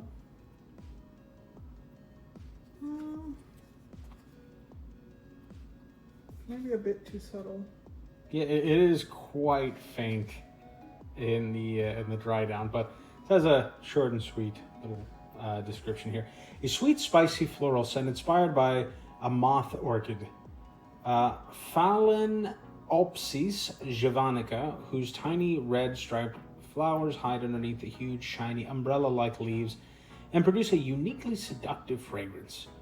Notes are bergamot, orange, green tea, nutmeg, lily of the valley, rosewood, olabanum, and vanilla. So now it's smelling like something like literally pressure points on my nose because I've smelled so much that it feels kind of, overwhelmed with scent. Now smelling it closer, I smell a lot of the sweetness of it, and I kind of like it more. Yeah, the opening I can appreciate more. The opening is really what sold me on it. Now that I'm getting the subtle nuances of the orange and everything that's in there as well. See, I don't know. I like it. I'm actually gonna change my rating. Well, I don't even think I rated it, but I'm gonna give it a 7.5 on the dry down and a 8.5 on the opening. Okay. It's very sweet and gentle, and I would wear it. It is very. It really leans feminine. I feel Yeah. it's a very classy feminine fragrance for sure. I think on the dry down, just because it's so subtle and a lot of it disappears, a lot of the beauty of what makes the opening goes away. So I'm probably just going to give it an 8. I think just a flat 8 for me. You said 7.5 on the opening, or On the dry down. dry down. And 8.5 on the opening, and Yeah, I we would agree actually on the wear opening. that. Yeah, I would wear that. I think would probably this is a put good bed scent. This is a good bed scent. It's a very good night scent where you're just gonna hang out with your husband and play Overwatch. Yeah, or suck on his sonnet penis. On his sonnet 17 penis. All right, then we are moving on to the first 9.5 that we've had in about 10 frags that we've smelled in a row here. This is Carolina. Oh my goodness. Must be inspired by South Carolina because I know a lot of good smelling people there. Man, I have got to look up the notes on this. This dry down is really nice as well. This is very pleasant to me. Yeah, I don't know what I didn't look any of this stuff up, so.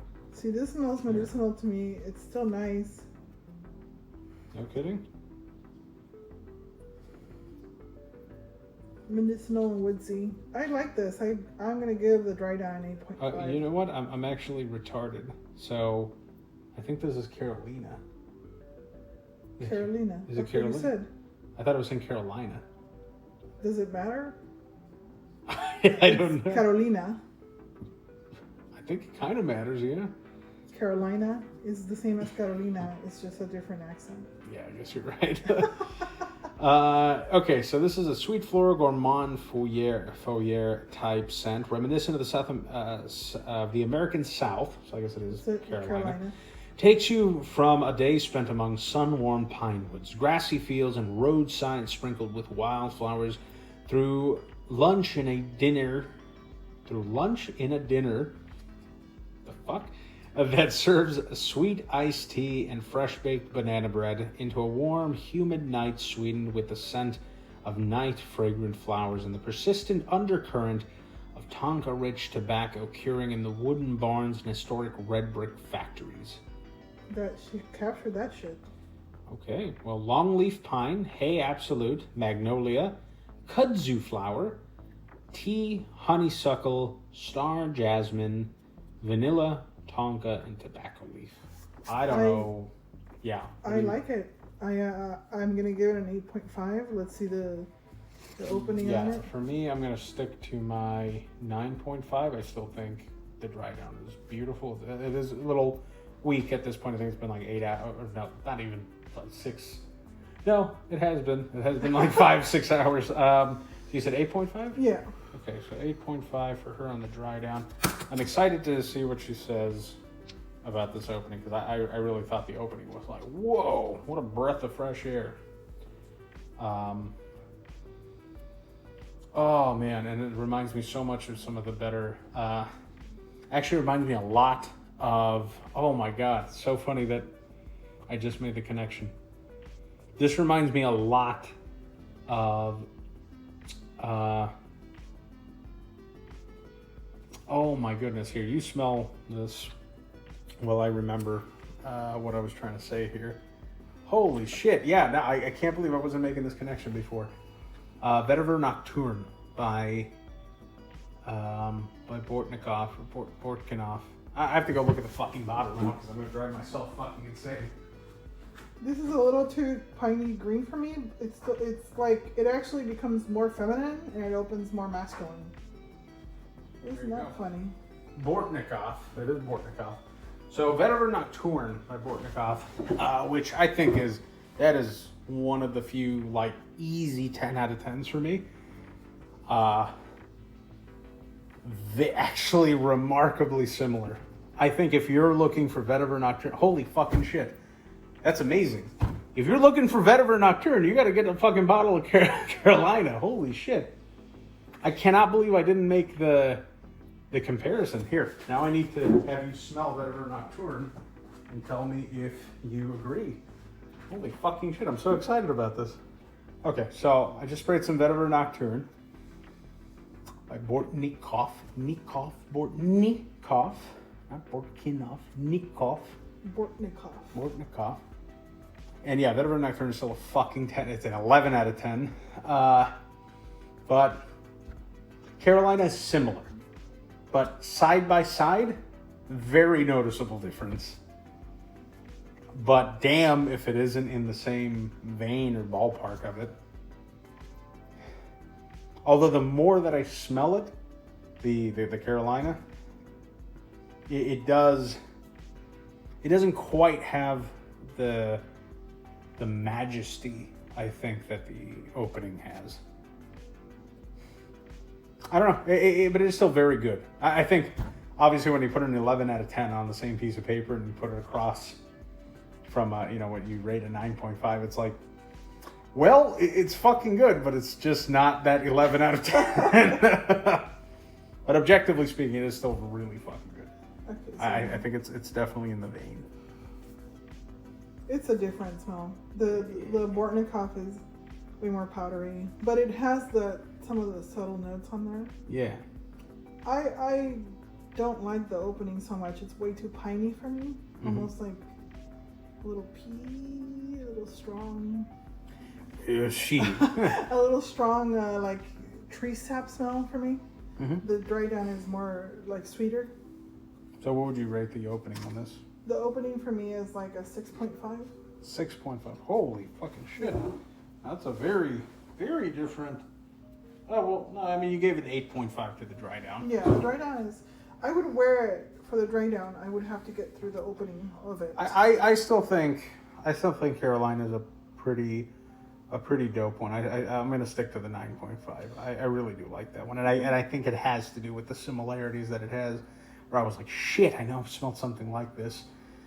Yeah. But Yeah. definitely if you're looking for something in the vein of Vetiver Nocturne, which is discontinued now, so it's near impossible to find, you might find something that that definitely reminds you of it quite a bit. It's pretty damn good. This is still a beautiful scent here. Yeah. No, I mean, we're talking about, it's like tearing it down a few points, you know what I'm saying? But it's still, even though, you gave it what is it, 6.5 on the opening. Right, but you gave it an 8.5 On the dry down. Right? Yeah. Yeah, so, it's... I would still like to smell somebody wearing that. That's sexy. It's still I sexy. might honestly get like that, probably a 30 ml or something of that. That's pretty fucking good. Okay, Kingston Fairy is the next one. Now, this is fairy, not like a little flying person. Fairy like a ferry that goes over water that transports cars, right? Yeah. I kind of like this one, but it smells a little designer-ish, honestly. I think it's still high quality. It's interesting, but I want to say I almost like the dry down more. Like I'm giving the dry down an 8.5 myself, but what do you think of this? So I really like this. It's almost something like the Chanel I have, but it's way more obviously artisan. Yeah, there's something almost Invictus Aqua-esque about it, but like nice, and like it doesn't have like an egg note and shit. It's actually pretty fucking like it's good. It's just kind of simple, I guess. It's a little generic for me. Yeah, I would give this a 9. 9, okay. On the dry down? Yeah, I like it. I think it's sexy and clean. Well, I mean, it makes sense. I mean, that you've definitely.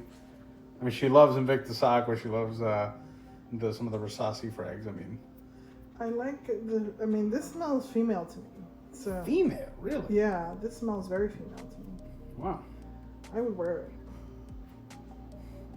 Actually, the opening, I'm probably going to stick to my guns on the 8. I do like it, but I feel like I like the dry down a little bit more. The opening is rich and powerful, and that subtle sweetness that she manages to get, and this little bit of wet dirt. I'm going to give the opening a 9.5. 9.5? All right. I like it a lot. I would wear this frag. Reminds me of Pink by that other house. How kidding? Oh, the natural house? Yeah. Pink Neroli, right? Or whatever it's called. The one from Abel. Is that what it's from? The clear bottle? Yeah, Abel Perfumery, which they're also all natural frags. Pink. Well, I can't. Pink Iris, I think. Pink Iris. Yeah. Let me see this. Yeah. Let me just smell it for comparison here.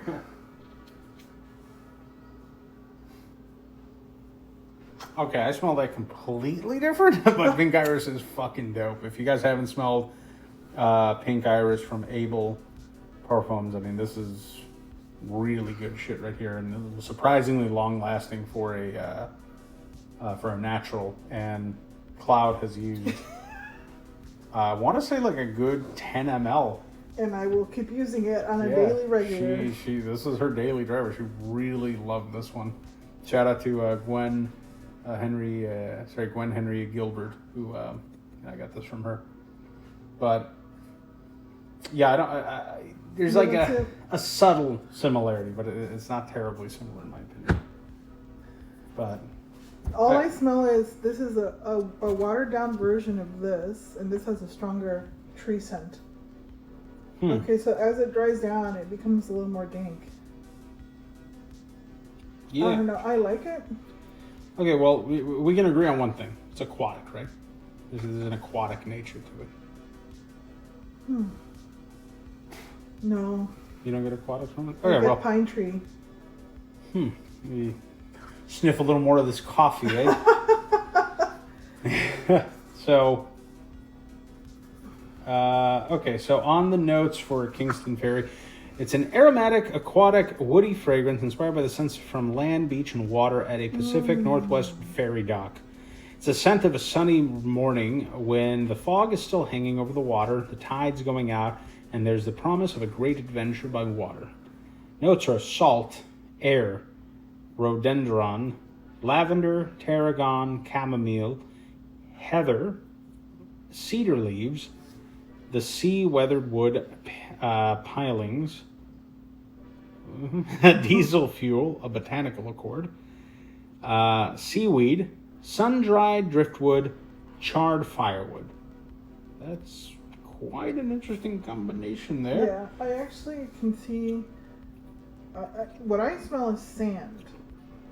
Sand. Sand See, with forest mixed in. Yeah, but see, I would classify that as aquatic. Yeah, I it guess is. so. It is of the water. But just I never would consider aquatic to me is like aquamara type smell. Well, Aqua de Jo is actually really, that's a very aquatic scent. Huh. And that's, you know, it's got very like oceany vibes and everything. And Invictus Aqua is probably one of the most popular aquatic scents. As far as like being mass appealing, and everybody seems to love, except for me. Yeah, no, and I just realized she's, I believe, yeah, she's out of Seattle, Washington. So that's where a lot of those Pacific Northwest vibes are coming from. I'm like, man, why does she keep referencing that? Mm-hmm. But I can see that. So I would give this opening an 8. An 8? Yeah, because it has a little bit too much of a pine. Yeah, that's exactly where I was. An 8, and it moves up to an 8.5 because it's very, very pleasant, but it doesn't quite excel in any particular point. So it's just, yeah, I'm going to stick to my guns on that. I think it opens an 8 and dries down to 8.5. The dry down is actually quite pleasant. Okay, now this one is where we start to get into some of the more weirder smells, I guess you could say. This is Siam Prawn. Now, Prawn? No, prawn. No, it's not prawn. This doesn't smell like shrimp. Don't worry. It's actually pretty. It's like woody or something. There's something. It's nice, but it's just not. It has that dirty, danky smell, but it has that like shamany wood quality of like a shop that sells strange objects and cool things. Okay. I don't know. I like it. I don't know if I would wear it, but I would give it an 8.5. Well, if anybody does want it, there's only one left in stock. Okay, this is apparently being discontinued. The Siam Prawn, final sale before it is discontinued. Winner of one of Kaufleborn's Best of 2011 awards. The name of this aromatic oriental scent means we are sufficient in Provençal, which I believe is relating to or denoting province or its people or language. And Provençal is a variety of Occitan spoken by a majority of people in southern France. Interesting. So it is named for the villa in Provence where the perfumer spent a part of her early years and was originally intended as a present to her mother. Released in 2011, notes are amber, orange blossom, bergamot, mint, lavender, rosemary, thyme, heather, and yuzu. You know, I keep wondering if heather is just like, is it just like from a chick named Heather? Is she like putting her pubes into these? Or? Oh my god. Heather is a purple flowered Eurasian heath that grows abundantly on moorland and heathland. Many ornamental varieties have been developed. Okay, I didn't realize that's what heather was. Yeah, the heather is the stuff that you see in the mountains of California as well. Well, there you go. Where it says the purple mountains, it's like heather. You know, in that song, This Land is Yours. No, I don't remember any of that. This land was made for you from the something mountains. Anyway. Well, here, watch out when you're smelling the opening on this because I laid it on a little too thick. So don't burn my nose. Well, not only that, but try to hold it upright so it doesn't drip down. What are you thinking with that one? I like it. It's clean, medicinal, and sweet. Very light medicinal. It's not too much. I would give it, so like the dry down for me is an 8. What did I say? An 8.5? So the opening to me is a 9. I don't know. It's pretty sophisticated. Yeah.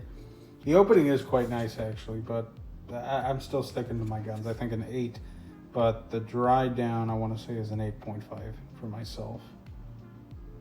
So, 8.5. Pretty good. I mean, it's definitely, again, it's another one that is rather unique. It's not terribly common, but it's just, I don't know, it's I think it's, you can definitely wear it.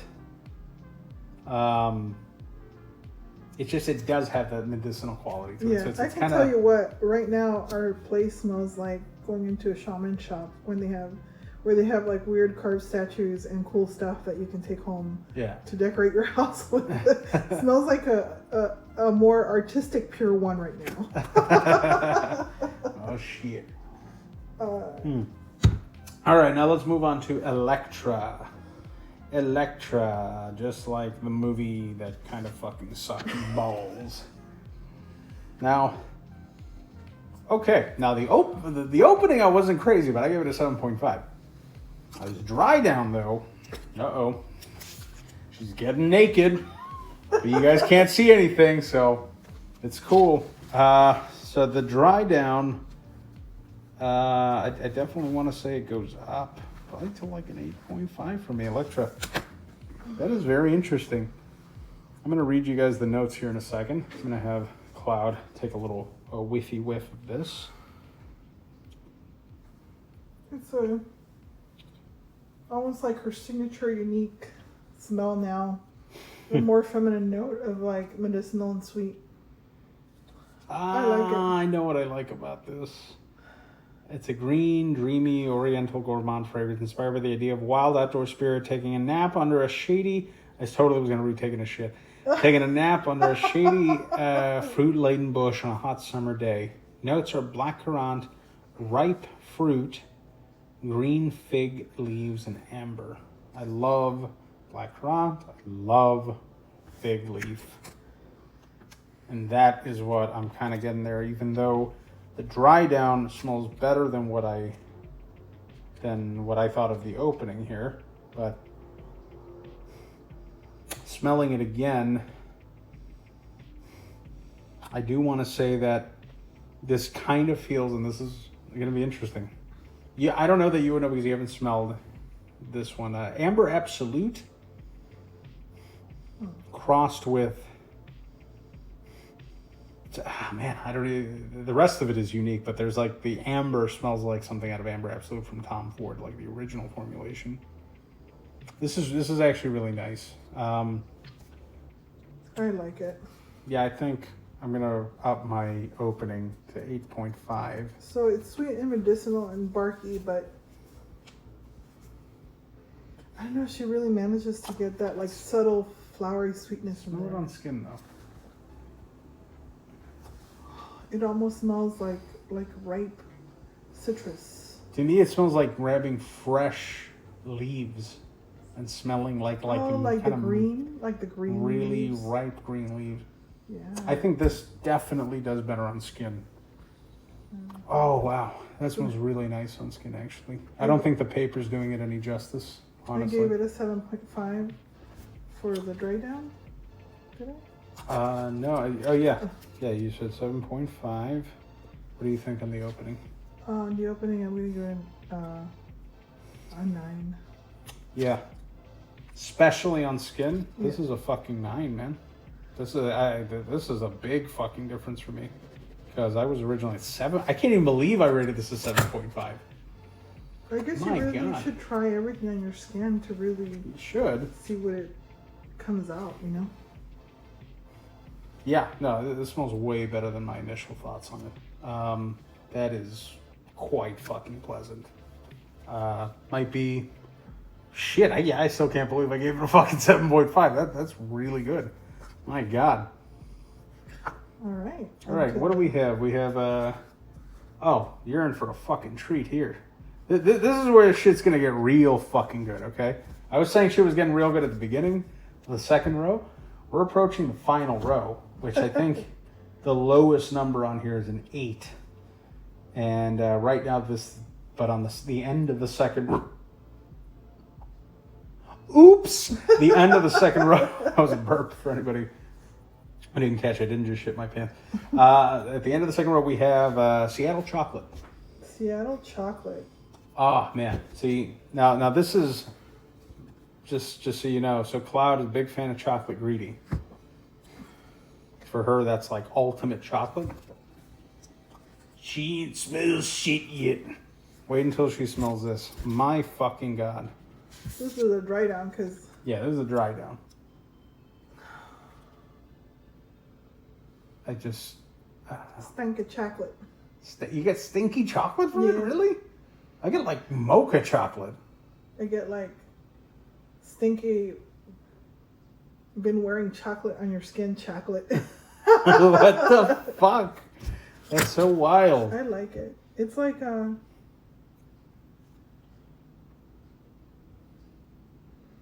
it's like decadent and magical. I'm gonna give it a 9. 9. Okay. Well then, prepare to shit your cunt, so to speak, because you're gonna shit your pants so bad that the shit's gonna go up your cunt. Oh my goodness. Let's edit that. That's Oh, no. horrible. My dad's gonna hear that and go, what the fuck? This is totally staying in. Here, smell that opening. Oh my god. Oh, Oh god. oh. This is like liquor chocolate. Right? That's what It smells like the fucking liquor chocolates. It smells like Godiva fucking Yeah, it's this is some of the best chocolate. This is like vodka chocolate. Yeah, it's exactly what I fucking got from it. Oh, this is a 9.5, 9.75.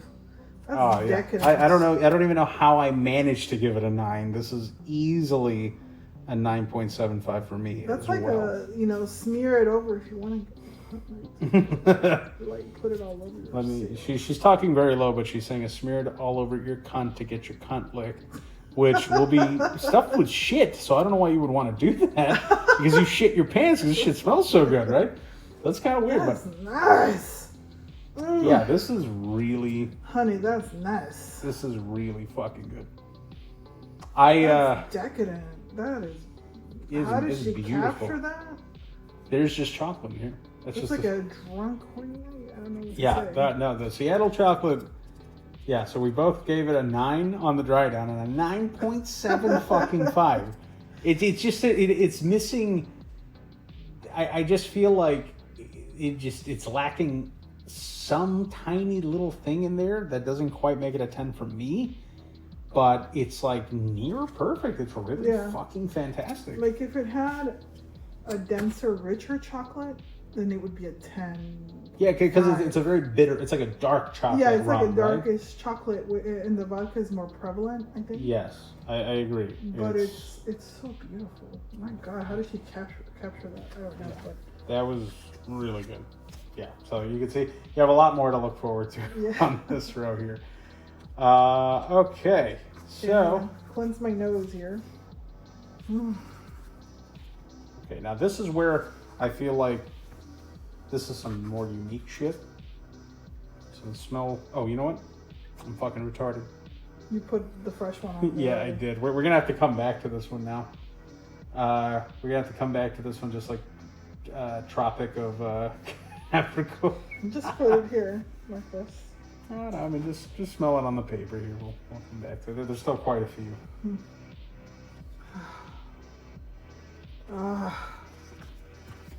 Oh yeah, I'm sorry. I didn't even read the notes on Seattle chocolate. We were just so fucking enthralled by it. Just real quick, that one has dark cacao, black bourbon, vanilla, sweet poplar bud, evergreen wood, oak moss, gourmand musk, silver fir, and fir balsam absolute. Yeah, that one is amazing. This is Now the one we're talking about right now is what is it called? Kilania? Kilaue. Kilaue? Kilaue. That one, which I think I might need a pronunciation key on that shit. So that one is, I guess Kilaue maybe is how. Yeah, because it's part of the. In May of 2018, the East Rift Zone of Kilauea volcano on the Big Island of Hawaii began a major eruption and lasted for months. And it goes on to say a few more things here, but yeah, it's got plumeria, pikake, ginger lily, mimosa, bergamot, sandalwood, myrrh, vanilla, styrex, benzoin, and lava accord. This is gorgeous. Yeah, this one I really dug. This is a 10 for me. Oh my shit. I want to wear this. Go find a spot here. It's subtle and sweet and delightful. It does smell really fucking good. I'm still, I don't know. Oh my god. I'm still gonna say it's a 9, but it's a very fucking unique 9. Oh god, it's clean and sweet. It's got that magic combination. Yeah, that's really good. You said it's a 10. Yeah, it's a 10. Fuck. Yeah, that's pretty good. I do not blame her at all. It is really fucking good. Here we go. Oh, it smells delicious on my skin. It smells like sweet witchcraft. Sweet witchcraft. Good shit. It's super natural. You can smell the green. Is it supernatural? It's super natural. Like it's supremely natural. Yeah, you can smell the barkiness, but then the sweet comes out. Yeah, you're right. There's a note of dog in it, definitely. Tree bark. Tree bark, probably the okay. sandalwood, the very subtle sandalwood. So pretty. I like it. I believe it. By the way, and I know that we moved really fast past the Seattle chocolate. I don't know why. We were just like, this shit's amazing. Moving on. This is just good. It's almost like you don't need to say anything else about it. You don't need to say much about it. You just know it's damn good. But let me just quickly, so that we have it. Created in honor of the Seattle Artisan Fragrance Salon in 2013, this is a novel pairing of dark chocolate with notes of evergreen wood, moss, and sap, softened with sweet gourmand notes. So that was just kind of it in a nutshell there. It's a very And I'm too lazy to go back and swap these around and edit it. It's just but just know that Seattle chocolate is a fucking amazing frag, and then Kilauea or Kilaue is also fucking dope. Very unique. Yeah. So now we're in the final 12. Right now, the skin on Kilauea though, it's a little green. It's a little green, but you still like it. Yeah, I'm gonna bring it down to a 9.5. 9.5. Okay. Yeah. All right. Fair enough. So we're at the 2-hour mark. Holy shit! I hope you fell asleep with us, because I mean, hey, it's an entire house. We're looking at 99% of what she has. So. Yeah. And like I said, there's really been no big stinkers. I mean, except for the ones kind of at the beginning, which Cloud fucking loved. So we're kind of, I don't know. I feel like this last row right here is just going to be fucking all bangers. So I hope you guys are ready for this shit. Because this shit's about to go off the motherfucking chain. I don't even know why I'm doing that. Okay, so we have Carosello. Carosello. So this was a 9 for me, so I'm not really going to get into too much of, I'm not going to read the whole thing, but I will read the notes. We have notes of Moscato wine, nutmeg, geranium, floral and green notes, benzoin, and clear wood. Oh,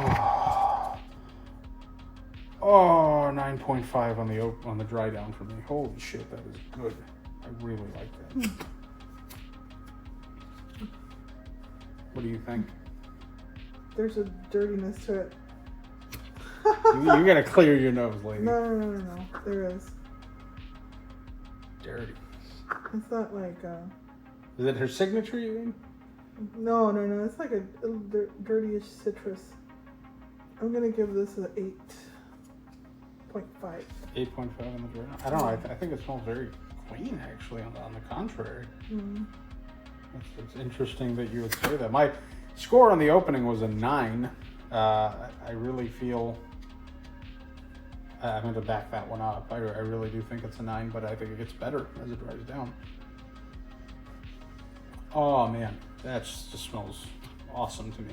I really like that. I am a big fan of Carcella. Maybe it's the benzoin or whatever. Could be. I will give it 8.75 on the opening. In the opening? Okay, so opening's a little bit better than the dry down for Yeah. you. I think it's a Moscato wine because I do like Moscato. Mm-hmm. And probably the nutmeg. I think there's just those two stand out to me a lot, and it's so pleasant. And I feel like this would smell amazing on you. Honestly. Really? Yeah, I really like this.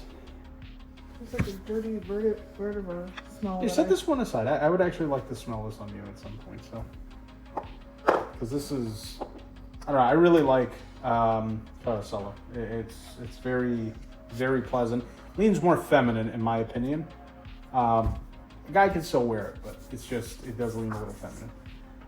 Then we have Woodcut. Now this one, I wouldn't be surprised if this fucker just gets a 10 from me. Yeah, there's a 10. There's a fucking 10. Wow. Easy 10, man. Easy fucking 10. Holy shit. Let's see. Oh, God. It's everything that's nice. I want you to moan on that. Oh. Oh. Smell that shit, man. So you keep smelling the back of it to I guess to get the more subtleness or something. I'm smelling, I smell the... Do you not smell fresh cut lumber? Mm-mm. I smell bonfire. Bonfire, wow. And sweet things cooking in it. I actually like this. Yeah, well, I'd be surprised if you did. This is amazing to me. This is bottle worthy. This is a 9.5 for me. I really like this. It smells like caramel popcorn cooked in a bonfire. Interesting. Well, because this is a 9.5 and it's a 10 on the dry down for me, I'm gonna have you smell it fresh here while I go into the notes of it. Hold it up so that it doesn't quite fall down. So, winner of the 2015 Art and Olfaction Award in the Artisan category, Woodcut links our contemporary technology-based society to raw nature. Strong lines and delicate tracery combined to tell an archetypal tale of man's rape of the earth. Holy shit. I wasn't expecting it to go there. Goddamn. Woodcut conjures up dark images of ancient trees inhabited by spirits from a time when the earth was new, the flowing sap of felled trees, and the burnt sugar of the tree's blood when it is heated by the saws of lumbermen and builders. There's that bonfire, right? The inspiration for this fragrance came from passing by a building site where old trees had been newly cut for a development and lumber was being sawed for a fence.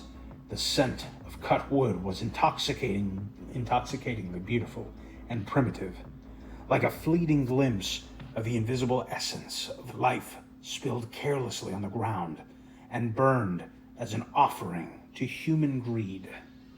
Released in 2014 with notes of fractional distillations of pine and cedar, oakwood absolute, tolu balsam, olabanum, caramel, burnt sugar, and vanilla. That's what I get. Yeah, and that makes sense now. That fucking dry down This is beautiful. magical, opening. man. I'm gonna give the opening a 9.75 on that. Yeah, I that. would wear that. This is a very specific. Mind you, I did sensual. construction and I built decks, so this smell. It's kind of remarkable how similar it is. Yet it is like gourmandy, is what you're saying. But I do get fresh cut lumber. So you get 9.75. Yeah. Yeah, I still gave it a 9.5. I think I'm gonna up it to 9.75 myself. That is really very nice. Sweet. I don't know This how she is bottle captured worthy. that. Where she captured the lumber, and it does smell like I've had I've sawed wood before and it's burning and it's being cut and sliced. It does smell like that. Yeah. And she just really captured it. It's really did. beautiful. Yeah, there's a few in here. I mean, so far, Blackbird, probably. Yeah, geez, just when I smell something like woodcut, I'm like, even Carolina, which smells fucking great. It's like I don't know. But woodcut is like. Woodcut is like fuck, great dude. That's AAA. a fucking really motherfucking good scent. Yeah, somewhere between woodcut, red catalogue, golden catalogue, sonnet, ballet, Carolina, Electra, Seattle chocolate, Kiloway, and woodcut. It's like that's a lot of fucking. That's like $500 worth of shit that I want to buy right now. That's fucking ridiculous. All of these smell like all of this smells so fucking good to me. And we're not. Look at this. The other 10. We're in the top 10 right now. We're about to hit Bay Rum, which Bay Rum, I think, just gets better as it dries down. But it does. Okay, it doesn't smell as it dries down, but the opening was really fucking good on Bay Rum. So we're gonna move over to Bay Rum here. Woodcut is absolutely just fucking gorgeous. 10 out of 10 on that dry down for me. But now we're gonna talk about Bay Rum, which is very rummy. It is. It reminds me of something by. Rum. Sorry, what? But like the guy who did Phantom. Oh, Black Phantom? Yeah, Black Phantom. By Killian? By Killian. What did I rate this one? I rated a 9? You rated it a 9. 9, okay. So this one is Jamaican Bay, laurel, cloves, cardamom, cinnamon, allspice berry, orange blossom, citrus notes, javanol, and balsams. I think it's the use of cloves, I think, is what's killing me in the dry down, because it does get kicked down quite a few notches for me on that. I like it. It's a 9 out of 10, but I'm like dropping it down to like an 8. Oh, actually no, 7.5, because I really like it. I'm gonna give it a 9.5. 9.5. Oh my god. It's very special. It's like a mixture of things, and I like the cardamom, and it's so subtle the way that they put it in there. It's not like medicinal and overpowering. Shit. So then this fucking opening is probably gonna blow your mind. 'Cause I think the opening was like smells like fucking rum. It's like fucking like a really good spiced rum. And some Captain Morgan shit going on. Oh, this is beautiful. Yeah, it's really nice, right? This is a 9.75. It's a 9.75 for sure. Yeah. Oh, it's so nice. I don't know how she captured. Like, she went from like really earthy, natural, woody, like stinky but good scents to like really what smells gourmandy to me. Yeah. Very gourmand. I thought that the dry down is still a 9 for sure. Ah, yeah, that is good, but not. You mean the opening? Yeah, sorry, yeah, the open. Yeah, the dry down.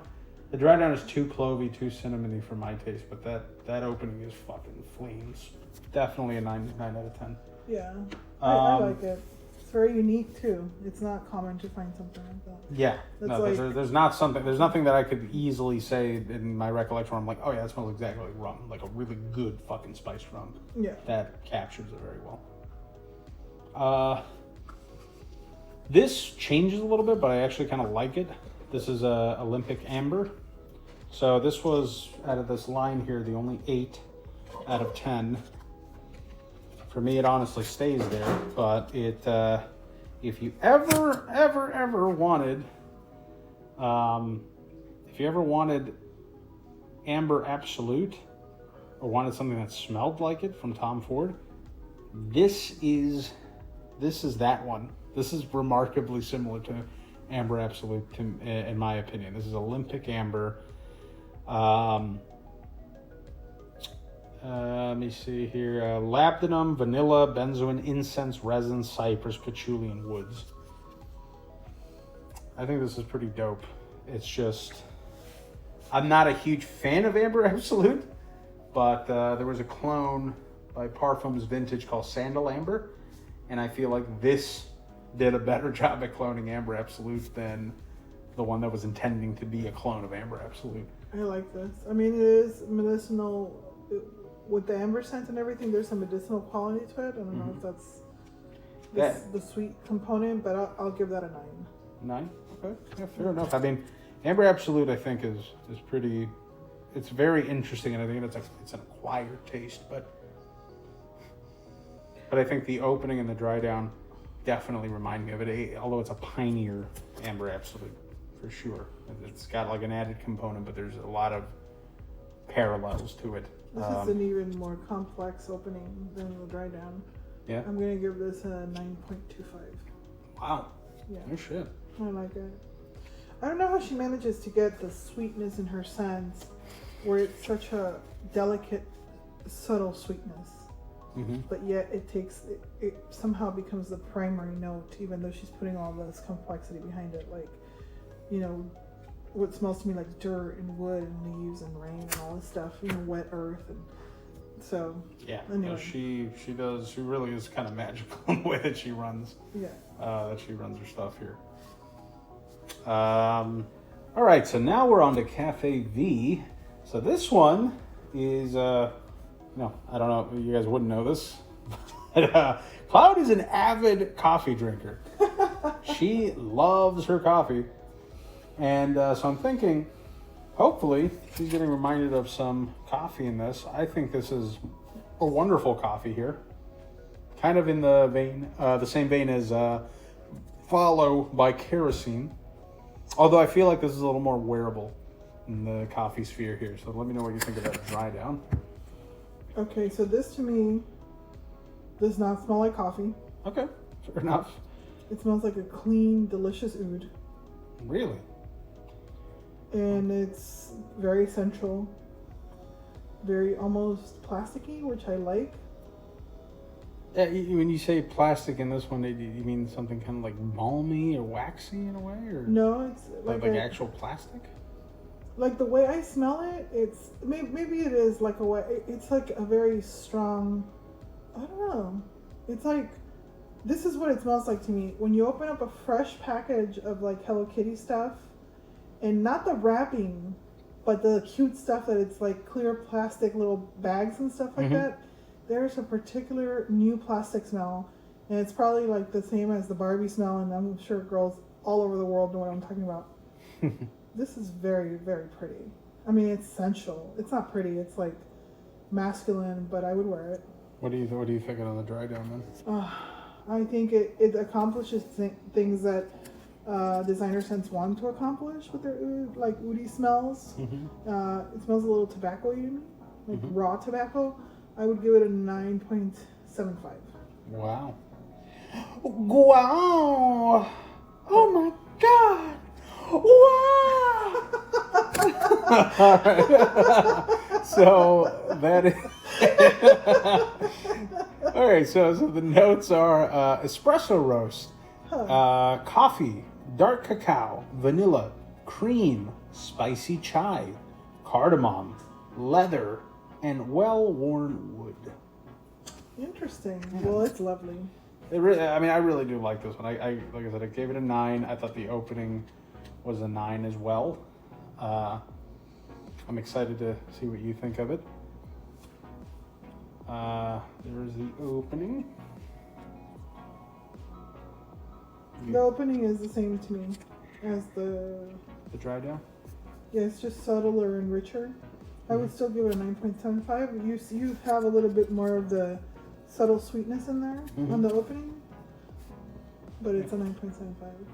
Nice. All right, well, in that case, I will read just a smidge about it here then.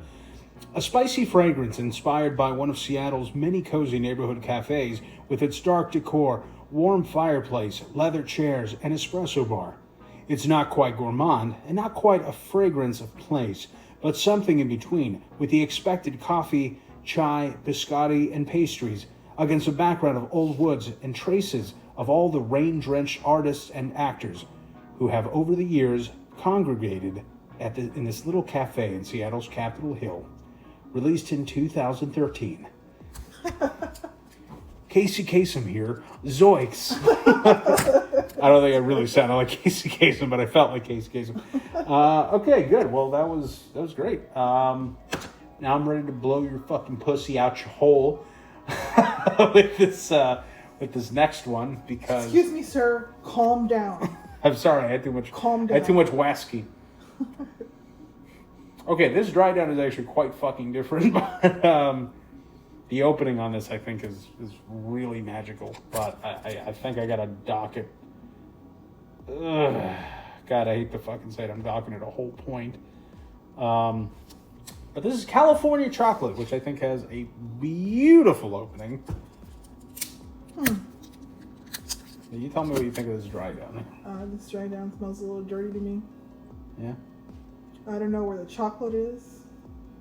It's definitely lost in translation there somewhere. I feel like maybe it probably does better on skin. Think it smells like dirty hippie chick? Dirty hippie chick. All right.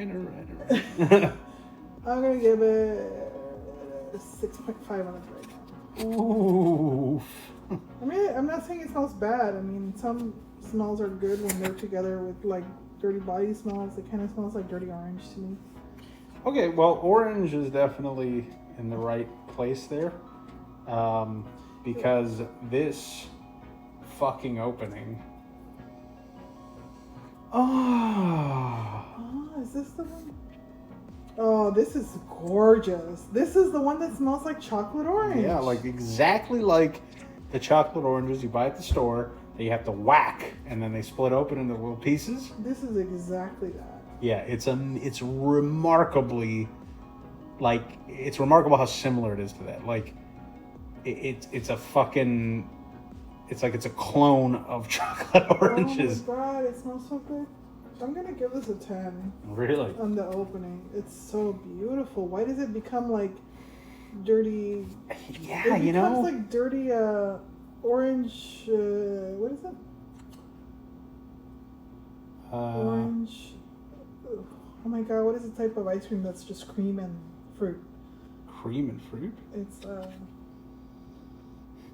I don't know. To me, it just smells like spicy bourbon at the end. Like it just doesn't smell like anything really. Like it just has this alcohol dry down. I don't know why the dry down is so fucking.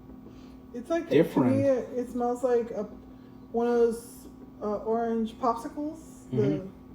The cream and orange ones. Yeah. If it fell down on a street in California and dried up overnight, and it was heated by the sun. That is so oddly specific. What the fuck? Have you smelled it? I smelled like ice cream that's dropped down and dried by the sun. That's what the dry down smells like. Wow. It smells like I don't even know what they're called. Oh, let me. Creamsicles. Like a creamsicle. Okay. Yeah. I think I'm tracking. It feels more like the dry down feels like a spicy, the spicy stick of a creamsicle, almost like an Eden one. It has like a blandness, but it's just very spicy, kind of like the spicy you get from like potpourri, which is kind of weird. But I do feel like that opening is absolutely, utterly fucking magical. That is so nice. The opening is like magic, and it absolutely starts to immediately dry down into. Well, how is it on your arm? Creamsicle. It was beautiful in the beginning. But now it's getting that same. Now it's getting that exactly what I said. Interesting. Well, a special edition made in honor of the 2013 San Francisco Chocolate and Fragrance Salon. It's a luscious and seductive gourmand scent that reflects the bright, sunny atmosphere of California. You can't help smelling when you excuse me. You can't help smiling when you smell it. Released in 2013, notes of wild orange, grapefruit, yuzu, white cognac, neroli, dark chocolate, patchouli, gourmand musk, and bourbon vanilla. So, for the opening, that's like nearing a 10 out of 10. I mean, I gave it a 9.5. But that fucking dry down is a little hard for me to handle, but I still think I would probably get a small decan of it just to enjoy the opening. Yeah, because it's I give the opening a 10. I mean, it's very unusual because the dry down is almost worthless for me. It's like a 6.5. Yeah, 6 point. I mean, that fucking sucks when it goes that far down. But at the same time, that opening is pretty fucking good. And that's unfortunate. But Seattle Chocolate, I feel like, does everything that California is doing just better. You know. it has more consistent for sure. Yeah, it's a more consistent chocolate note. It's definitely got that chocolate rummy vibe and everything. Even though fundamentally they kind of share a lot of things together. But yeah. Okay, so now we are in what is this? Gujarat, which I thought was pretty fucking good. Now Gujarat is. Yeah, we start getting into some interesting territory here, where we get these like really very interesting woody floral fragrances. And I don't know if these are all from the same line, but they feel kind of similar. The ones that are consecutive here. This to me is animalic, very animalic. What I want to describe as a white oud, but there's probably no such thing. But if there was something like that, that's what I would call it. Interesting. This seems, in a way, it seems generic because so many ouds have that one sharp plastic scent that I like. Mm-hmm. I mean, I suppose it's good. It's an 8.5 for me. 8.5. Okay. Yeah. Yeah, I like it. I'm thinking the dry down is more of an 8 for me. So we're kind of still in the same ballpark here. Now I kept pronouncing it Gujarat, but it's probably Gujarat. Oh. Gujarat. Now this is notes of saffron, tulsi, lime, tagetes or tagetes, jasmine, rose, cardamom, cumin, fenugreek. There is a little bit of a cumin in there, but I'm kind of surprised I didn't notice it more because I usually notice it a lot. I think the saffron is the plastic smell, and that's what's prominent rather for me. Yeah, and it's then a prominent note. also, I don't know. I've never smelled tulsi or tagetes or fenugreek, but then there's ginger, curry. Curry. I guess it's curry leaf.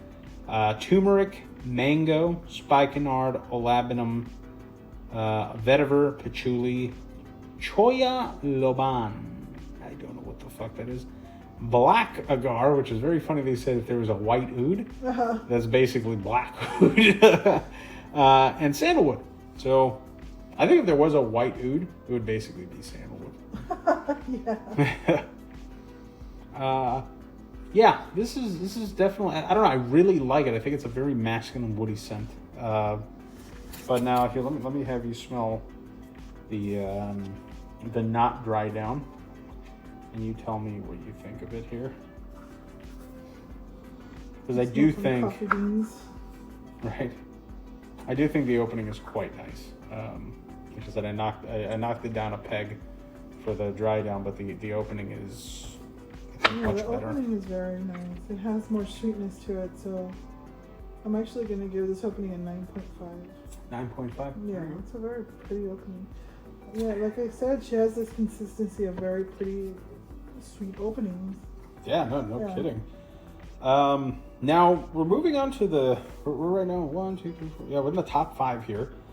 So we have Kilfi. Now, I was kind of low-key hoping that this was going to be somehow related to like kulfi. What's kulfi? Well, it's like an Indian dessert or some shit. But it was not, and no, it's kifi or kaifi, Kyphi. So now this one, although I still did give it quite a high rating on the opening. This one is a 9 out of 10 with frankincense, myrrh, benzoin, labdanum, beeswax, spikenard, henna, like the tattoos, lemongrass, wild orange, calamus, cassia, cyperus, saffron, juniper berry, and spices. Wow, that's a lot of ingredients. But yeah, the opening, the dry down is still pretty fresh. I like it. It's very nice. It's very pleasant.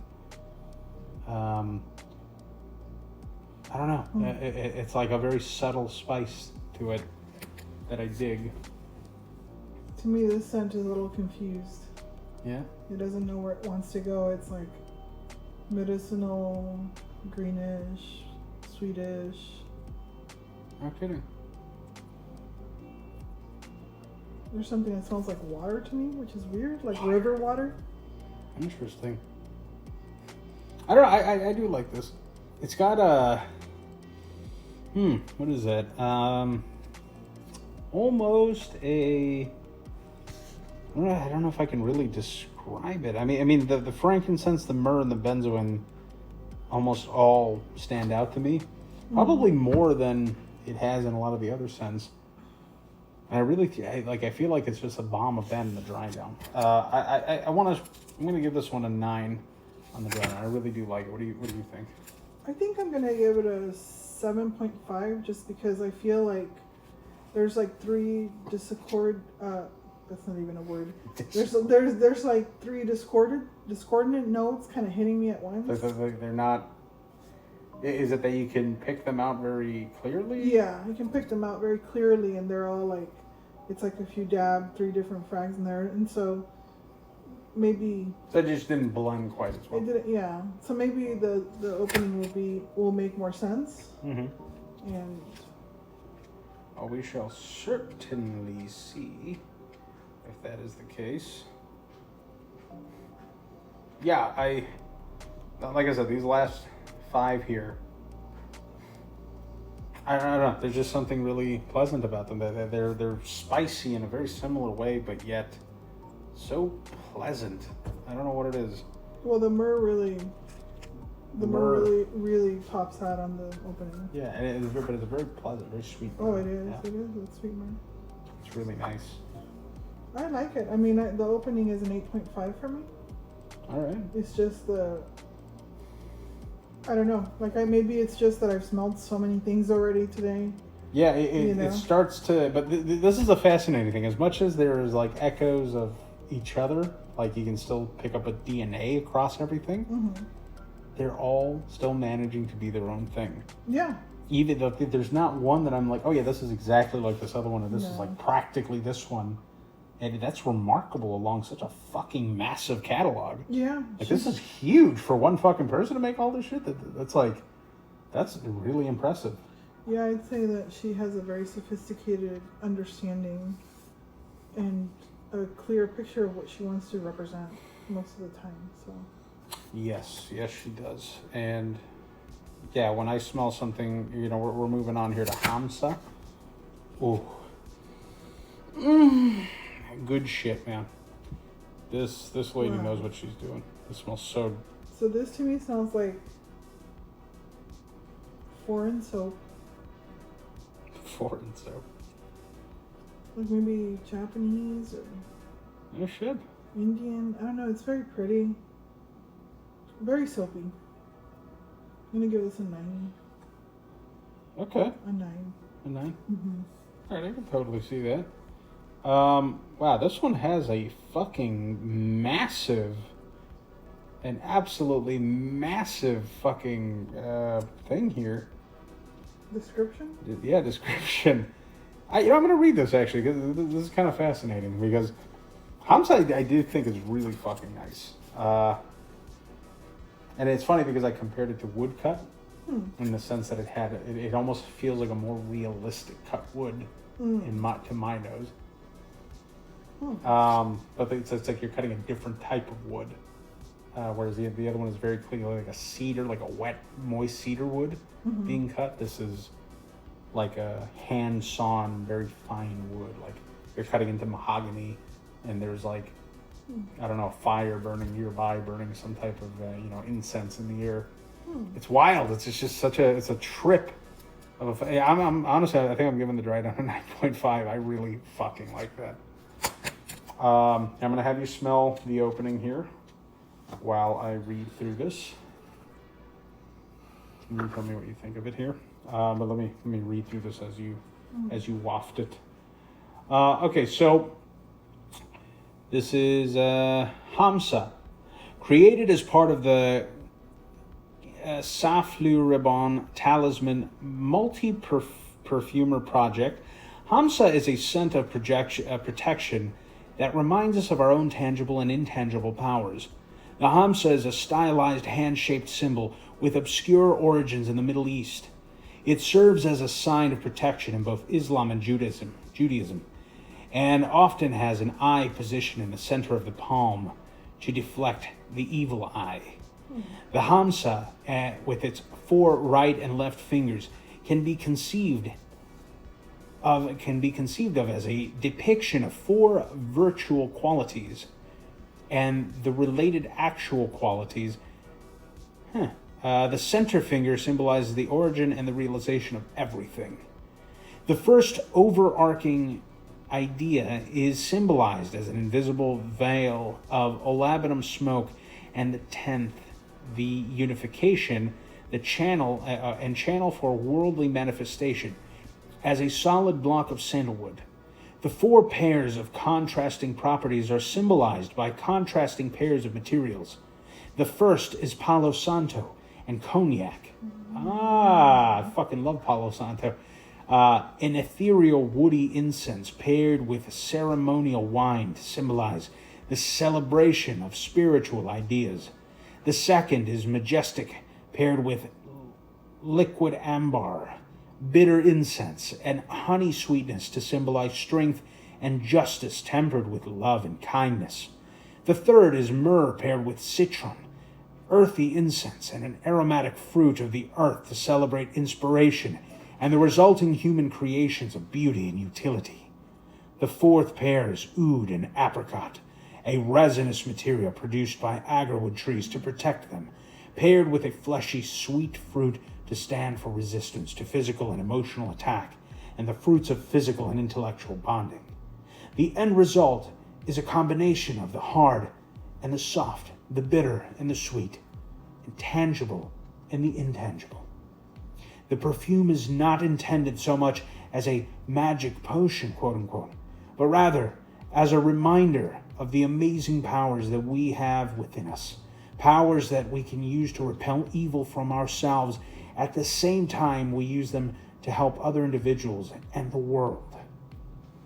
Released in 2017, notes are olabinum, sandalwood, Palo Santo, cognac, mastic, liquid amber, myrrh, citron, oud, and apricot. And the 30 and 100 ml bottles actually come with a detachable lampwork glass evil eye charm that you can wear or hang in your home, car, or your keychain, or whatever. I guess she throws that in at the end. That's very, very cute. I like it. It's a strong scent, but I'm gonna give. Sorry, were you done? Yeah. Okay, I'm gonna give it a 9.75 for the opening. Nice. I really like the Palo Santo in there. Yeah, it's really fucking nice. Yeah. It's like, I think this is the only Palo Santo scent that I've actually smelled that like really captured Palo Santo. Yeah. And now I can't unsmell it now that I'm smelling it. And it's fucking wonderful, man. It is. It's really My nice. God. That is really, really good. So you said, what did you rate the dry down? 9.75. I mean 9.5 for the dry down. So 9.5, 9.75 for the opening. Yeah, no, that's great. We actually use Palo Santo in our house a lot to clear away our farts and shits.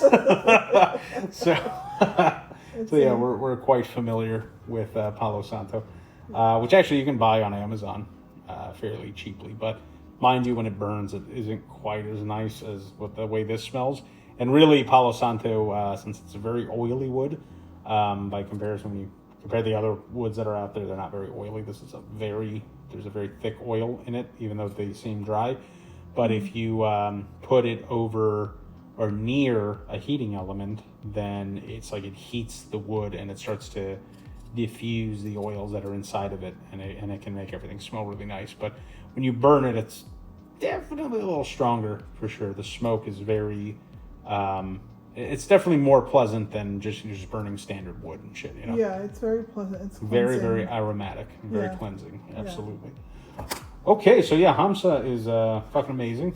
I think that is a bottle-worthy one for me again. So that's for like, what, $600 deep in this shit? I'm going into debt smelling this fucking house. Okay, so Osafume, or Osafume, or Safune. Yeah, it is a Safune. So I feel like this is Japanese, but I could be wrong. I know the next one is definitely Japanese, but I'm very interested in getting your thoughts on this. Let's see. Ooh, I think this is really great. Wow. I think that one is really, really nice. I like it a lot. Mm. This smells like, I don't know, clean baby and brand new dolls.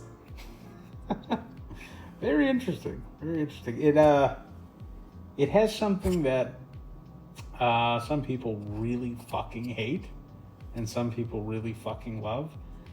And I think I really fucking love the way it comes off in this one, in this scent. But I smell a smidge of potatoes in the background, and I don't know what that is. potatoes, oh my god. Yeah, I don't know. I really enjoy this. So I want you to just do this real quick, okay? Okay. Close your eyes. Mm-hmm. Start smelling it. Okay. Do a nice gradual smell. Okay. Twizzlers.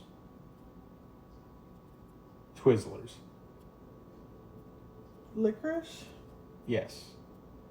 I don't smell it. You don't smell licorice? Okay, it must be more prominent in the dry dome or I in smell the more opening. potatoes than licorice. Potatoes is so wild. You also smell potatoes and some random shit. Yeah, it smells like Lipton. That's wild. Lipton noodle soup. What the fuck? I'm here thinking of the tea.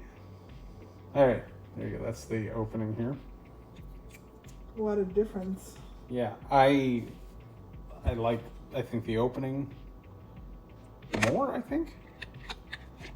I'm going to give the dry down a 7.5, and I'm going to give the opening a 9.5. Okay, well, I agree with you there.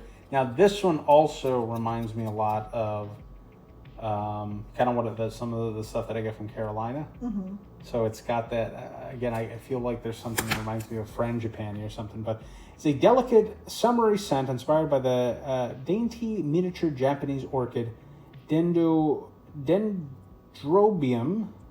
moniliforme. Fuck, those are words that I'm not used to saying. A species highly prized for its variegated? Variegated? Variegated? Variegated? No, variegated. I don't know What the fuck is this? I'm assuming it means varied or something like that, but I actually haven't read the word. Variegated, I guess. So, exhibiting different colors, especially irregular patches or streaks. Can we just say varied? Do we have to use this long, fucking, complicated word for that? Okay, highly prized for its variegated foliage and lovely, delicate flowers. So it's anise. So it's very irregular. Yeah. Anise, Magnolia, heliotrope, vanilla, airy notes, and white musk. It must be the anise that smells like it has that oddness to it. It has that oddness to it, the anise. Yeah. I'm assuming the anise and the star anise are the same thing, but this really smells like Twizzlers to me in the dry down. It's pretty nice. But yeah, some people, if you don't like this, if you don't like anise, you're in for a bad fucking time. Because it's really prominent, but I don't typically like it in things like Lolita Lampica, which is another, like it's a designer that, it smells very unique. It has a lot of anise in it, or licorice type notes, because that anise creates like that licorice note, or the smell, right? Mm-hmm. But in here, I don't know what it is, the way that it combines with everything else, and there's not even a whole lot, but I think it's just beauty and simplicity, there's something really fucking nice about it. So yeah, I'm a 9.5 out of 10 on that, and you were on the dry down, you said a 7? 7.5. 7.5. Yeah. But you agreed the 9.5 on the opening was... Oh yeah. It's definitely, the opening is kind of magical. Okay. The way it comes together. Makes sense. All right, now this next one here, this can go either way. but I have a very strong opinion on this one. Okay? Okay. But I don't want to really... You don't want to tell me yet? I don't want to say anything because I don't want to influence anything, but just tell me what you think of it. This is Sakura. Sakura.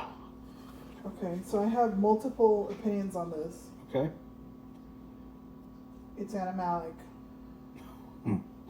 All right. It smells a little bit like ocean. And coconuts or like the stuff that you put, the sunscreen. Hey, just make sure you take a good whiff of this coffee. I know what I'm smelling. No, I mean, I understand. Just wasn't expecting all that. Because I had a very... It smells like sun. Okay. It smells like sunscreen and sun to me. Okay, understood. And I want to say, what is this scent?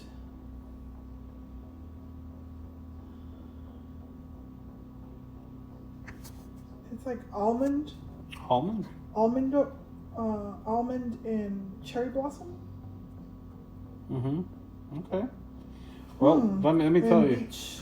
And that's a whole lot. There's only 3 notes in here. I know, but to me it smells like all those things. All right. Well, this was a 9.5 for me, and it's absolutely a 9.5 in the dry down for me. Actually, it's a 9.75 in the dry down for me. So this is Sakura, the ethereal scent of cherry blossoms on a cold, damp day just before the winter turns to spring. Not sweet or floral, just a cool, elusive hint of the summer fruit that will come.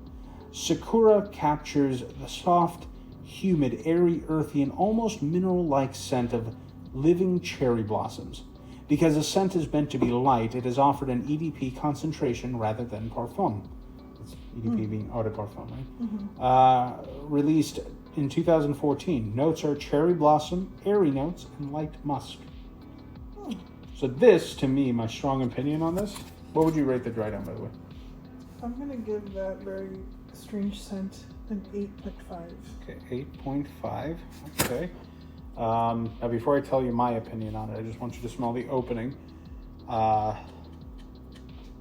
You can see, I clearly see something in this that you may not completely agree with, but but yeah. Go ahead and give it a whiff. I'd like to smell these cherry blossoms where she got inspired with. To me, this smells like a beach. Mm-hmm. Sure, cherry blossoms on a whitewashed beach. All right. In some kind of sunny, clever part of Japan. Clever. All right. Like where it's like, I don't know, where it's like both sunny and cold. All right. I smell beach skin, and yeah, I smell a hint of cherry blossom for sure.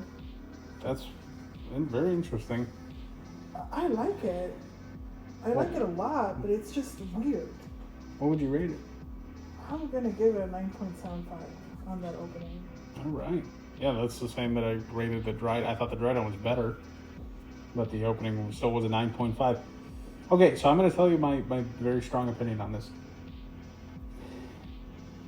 I'm starting to get like more sweetness and everything out of it, which is driving me nuts. But this to me smells like the most realistic flower. It's like I put my nose into a cherry blossom and I just wafted it. Just like I'm just smelling a fresh white floral, and it's so photorealistic to me, and I love it.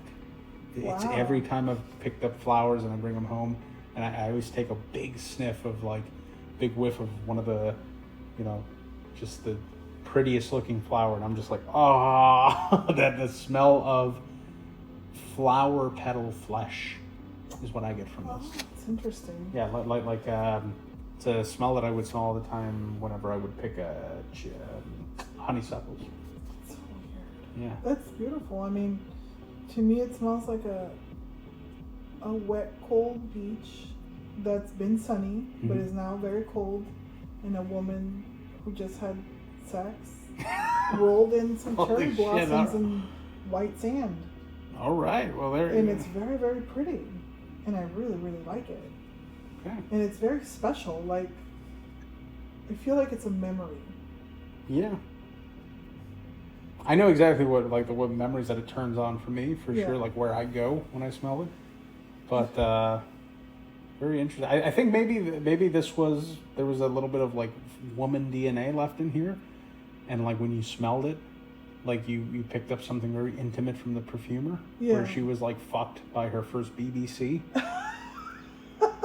But he was a Japanese guy, or at least a weeaboo or something, and he was on the beach and just got her spread eagle and just absolutely Lysol canned the fuck out of her cunt. I think that's because you're getting like this dick and pussy smell that I'm like, where the fuck is this coming it's not from? quite like that. It's just like, You said sex. Like, I mean, women sex, that just like- had sex. I mean, like, you know, like cold, like body that's naked but has like remnants of like suntan lotion and that like faded coconut smell in the background. Because I do smell that like almond, sort of like I don't know what it's called. You know that almond soap. Uh-huh. It has hints of that, and then it like sand left over with wetness and beautiful from the like dark skin from the sun having hit you. I don't know. It's just so magical. Wow. It really feels like I don't know. It feels like it to me. And it's funny because this is probably just note-wise the least complex fragrance out of all of it. I think this has the least notes of any of the fragrances in here, yet it evokes this complexity. Yeah. And just like, it just, you know, for whatever reason, I think the one thing we can both agree on is that it definitely sparks some memories for us. Yeah. And it takes us somewhere where it's like, almost somewhere where we've been. Yeah. Maybe if not on this plane of existence, maybe in some past life where Oh my God! You took the words right out of my mouth. yeah, where we were, because I'm positive I was black in my past life. I think you were the lady on the beach and I was the BBC. It feels like lifetimes ago. Yeah, it's wild. It really is. It feels like lifetimes ago, and just passion. Yeah, that's fucking crazy, right? It feels so special, this scent. Yeah.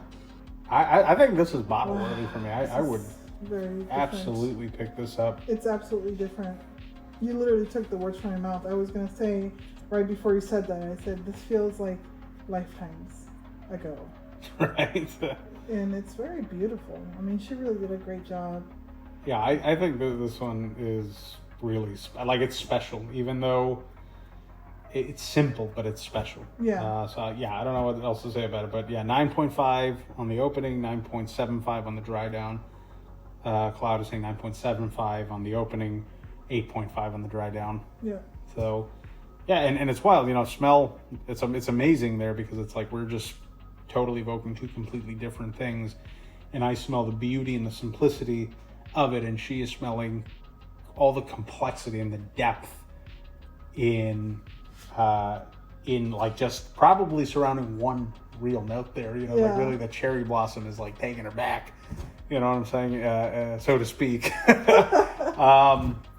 You know, so it's crazy. It really is wild how impactful that scent is, but it was a very pleasant surprise when I went through all of these and I got the Sakura and I was just like, what the fuck? Like, this is some kind of next level shit. I don't know why it's so special to me. Yeah. But I really, really like it. It's just, objectively speaking, it's not a 10 out of 10 for me. I've smelled much nicer things, but this speaks to me. And But it's definitely wins the unique award from all of these. But then at the same time, it's like, but you're right. It is unique in the sense that I don't think there wasn't a smell that I've smelled before where I just went like, damn, that thing, and just such a particular feeling. Yeah. So I'm not going to question it. I just know that I love it, and I'm probably going to get a bottle of it. I mean, that smells phenomenal. So, probably gonna paint a painting from it because it's so very specific. it's very inspiring for sure. Okay, so we are on our final one. I mean, we did we cross? We're like hitting 3 hours here. We are Thank you three. for, 3 hours and 3 minutes. Yes, thank you for hanging out with us. So this is it, the one you've been waiting for this whole fucking time.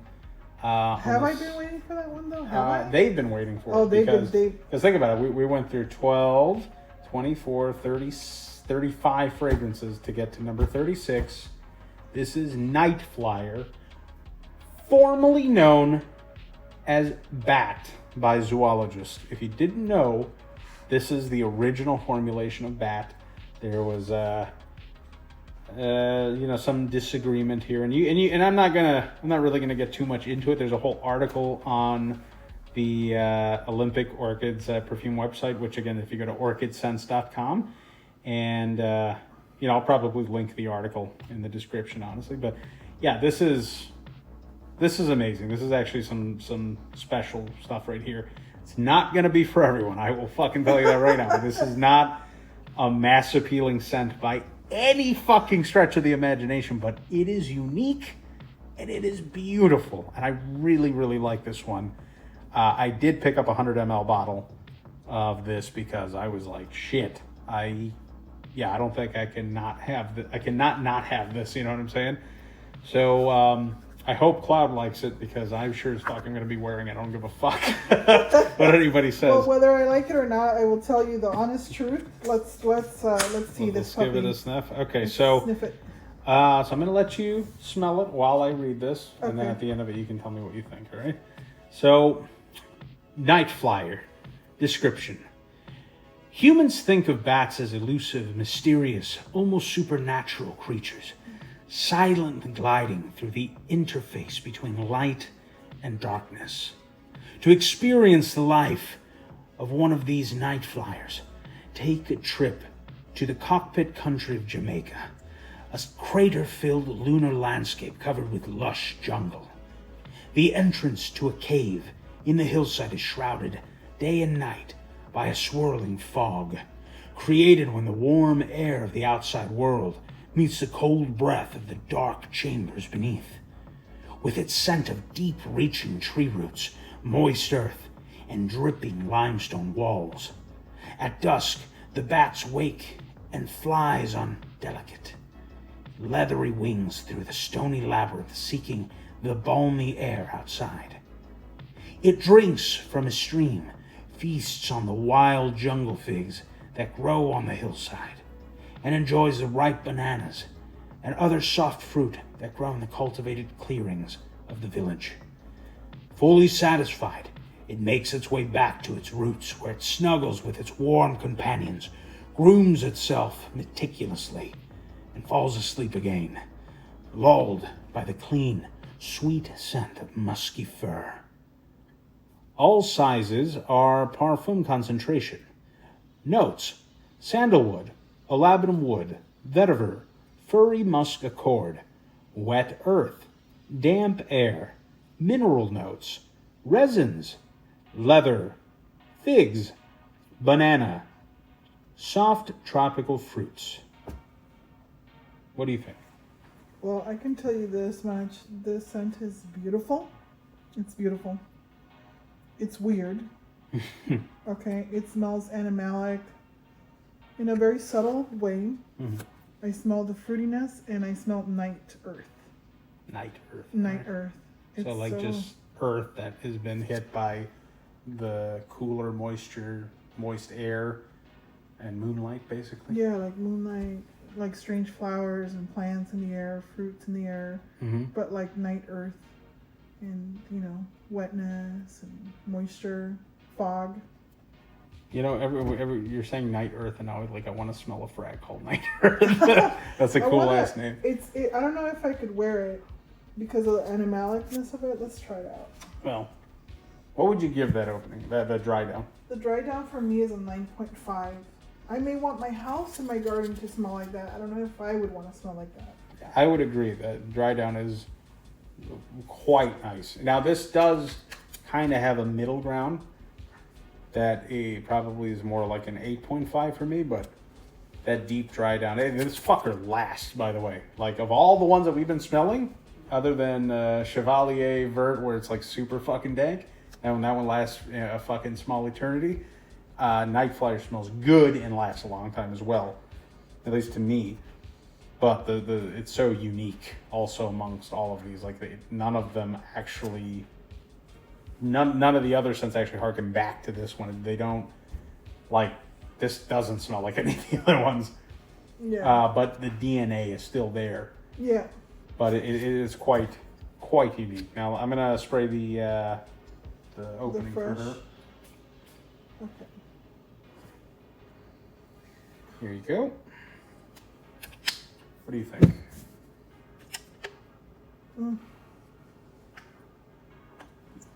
The opening is very earthy. Oh yeah. Smells like a fucking dirty cave. Yeah, to it me. smells like a dirty cave. Like, but and I don't mean like dirty as in like ew bum smell. Like a dirt, like a cake like on wet dirt cave. It smells humid. Yeah. But to me, humid and dirty in the best fucking way possible. Yeah. It smells so good to me. It smells very good. Yeah, like It smells this. like we're outside in a. Sorry, go ahead. No, well, no, exactly what you're describing. It smells like we're outside. In a volcanic, beautiful area with dirt and gravel and caves and strange plants and fruits and open airways of, like, you know, going up to the mountain and you're in a valley. I don't know. It's just like, it's very pretty. Wow. Despite of its weirdness, it's very pretty. Okay, so I wasn't going to say volcanic, but now that you say it, Yeah. it does have like this carbon type smell to it. It's like, Yeah. yeah, it's just so unique. And, Like- you know, I didn't actually realize there was banana in here. Really? So now I'm trying to get the banana, like I'm the banana thinking that- skin. Oh, yeah. I'm thinking that if I've never been to any of the Hawaiian Islands. That's Jamaican. Oh, it's According- Jamaican. Okay, That's I what didn't I- read it. I didn't hear that. Mhm. But I'm thinking if there was an island with those features, that's what it would smell like. Yeah. Yeah, You know? that is really. I mean, sorry, Night Flyer is really good. I guess because there's a 2020 release of Zoologist Bat. It's made by a different perfumer, and it's the perfumer behind I think it's called the Strangers Perfumery.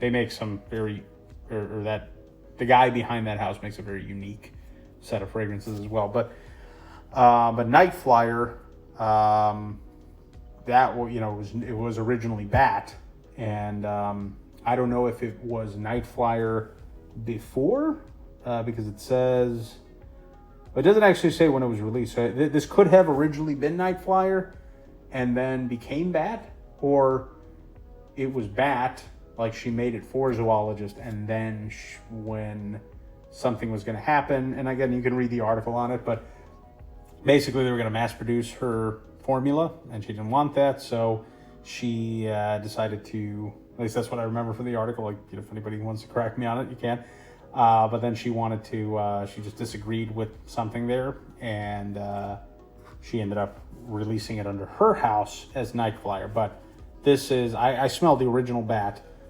thanks to, shout out to Jesse you know, actually, I don't know how the fuck to say your last name. Ballagong? Ballalong? Ballalong? Is it? Whatever, it's just Jesse. Everybody knows who Jesse Everybody is. knows who Jesse is. Jesse's the did you just snort fucking coffee right Yeah, now? I did. God damn it.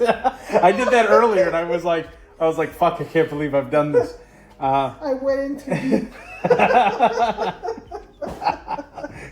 Just trying to get that cafe V out of the grounds there. Yeah, so no, Jesse hooked me the fuck up with some actual legit Bat, and I just remember smelling and going, fuck, this smells fucking weird, but awesome at the same time. Yeah. And now that I have this bottle, I'm just like, yeah, it's totally that. It's remarkable.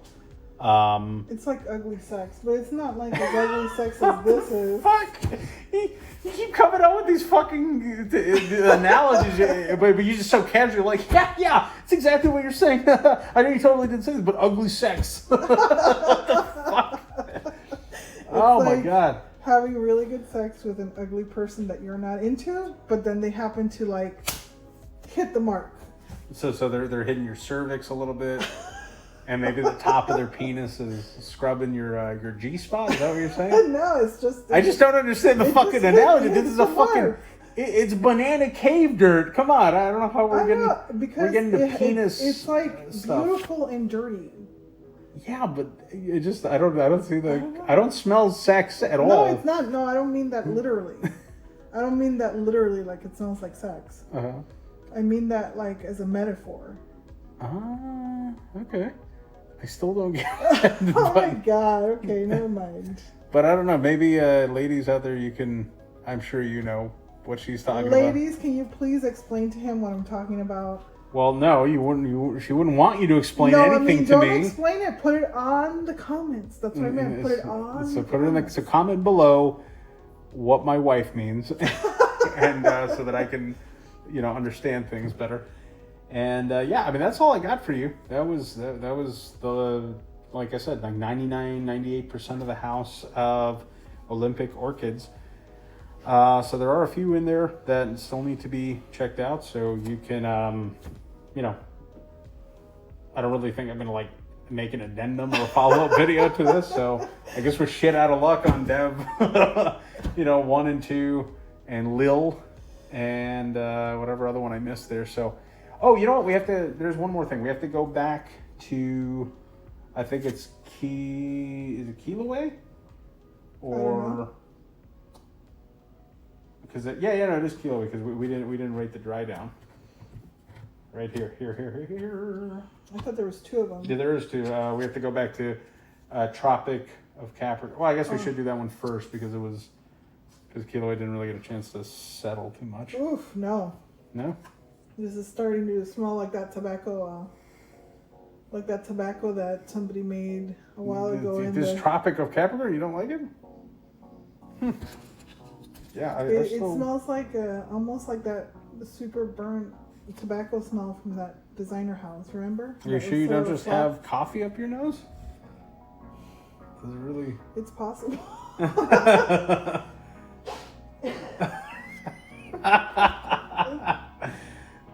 don't know. It's changed still a bit. It's a little danker.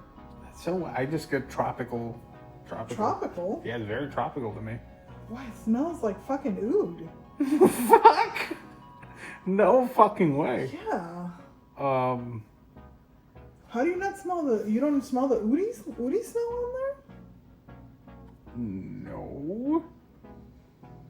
This smells like a fucking. I mean, I still stand with what I was saying. It smells like tropical, kind of potpourri-ish, like niche glade, in a good way. In a good way. All right, I think we're gonna have to agree to disagree. I'm gonna give this dry down 7.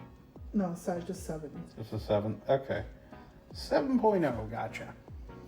Interesting. I mean, I like it. It doesn't blow me away. The Tropic of Capricorn. Yeah, the other sample was contaminated, so she was like, it smells like body. It was like a body odor. And I was like, no, that's fucked up is what that is. That's the other one. But apparently she likes it even less than before. So I guess the Chevalier Vert added a little depth to it that apparently it just doesn't have. Okay, here is... well, I rated it high. Kilauea. Yeah, you rated it higher before, yeah. Yeah, it was nice. It was like there was more layers and some sweetness. And now it's just kind of like bland, dank, like strong, like I can't even believe smoke, you get smell from it. That's wild. I don't get that at all. I like this. Yeah, Kilauea is still pretty fucking awesome. I mean, did I smell the opening, or we just never poured this one? No, you sprayed. Yeah, you smell the opening. This is nice. This is the one you gave like 9.75 or something on the opening. But you didn't write it down. I know. Well, we're recording it now. Oh, this is still nice. This is still 9.75. Yeah. That's good. Yeah. Reminds me of something, but it's classier and more layered. Oh no, you gave this I think you gave this a 10 actually on really? the opening. Yeah. That was the 10 one? Mm-hmm. Yeah, this is probably 9.5 for me. Kilauea is really nice. I would probably get a bottle of this because I don't know. It's like the volcanic accord or whatever she put in there is like, yeah, it's so fucking nice. It's so there's something really unique about this one, and I dig the fuck out of that. I fuck with some Kilauea there. So okay, so that is now actually everything. Thank you guys very much for tuning in and listening to this. I'm sure this is perfect for when you're on a long ass drive in the middle of nowhere. I just did a drive out to Ohio, which was, I spent like 20 plus 24, 25 hours in a car. So I wish I would have had me to listen to talking about this house. So you're welcome. And yeah, that's all I got for you. So go ahead and check out Olympic Orchids. Really, you can't go wrong with almost any of these. I mean, really out of the whole bunch, but there's maybe 5 or 6 that are below average, just like not very good. Or less than that, really. Like 5 that are not wonderful. But out of those 5 to have another 30 be fucking amazing or be well above average is a very impressive feat. And for also just for the fact that they're not pretty much none of them feel like duplicates of each other, with the exception of like I think Hamsa and Woodcut, but yeah, really all the rest, they have a DNA. They definitely have they share a few characteristics here and there, but otherwise this is a very, very unique house. And basically all I could say is watch the fuck out with Osafume if you don't like these, because you're going to be in trouble. And if you're a fucking one of those crazy people who are like, Terre d'Hermes is the best fragrance in the fucking known universe, then bro, put your nose on some fucking Chevalier Vert, because that shit will just grow your dick. It's so fucking Terre d'Hermes-y. Yeah, I don't know, but I really appreciate the house. I mean, again, this is just great. She's just now like smelling some of the drying downs and everything, and smelling some of the drier downs. Yeah. Well, remember we hit these, so you're kind of smelling the mids on these by now. Yeah. So a lot of these they're fucking bangers. So, okay, that's all I got for you guys. Have a wonderful morning, evening, afternoon, night. Hopefully you're not listening to this in the middle of the night, because I don't want to be responsible for you being late for work in the morning. So, okay, love you very much. Thank you for tuning in, and please like and subscribe. All right. Hasta la bye-bye. Good night, sausages. Bye, my little sausages.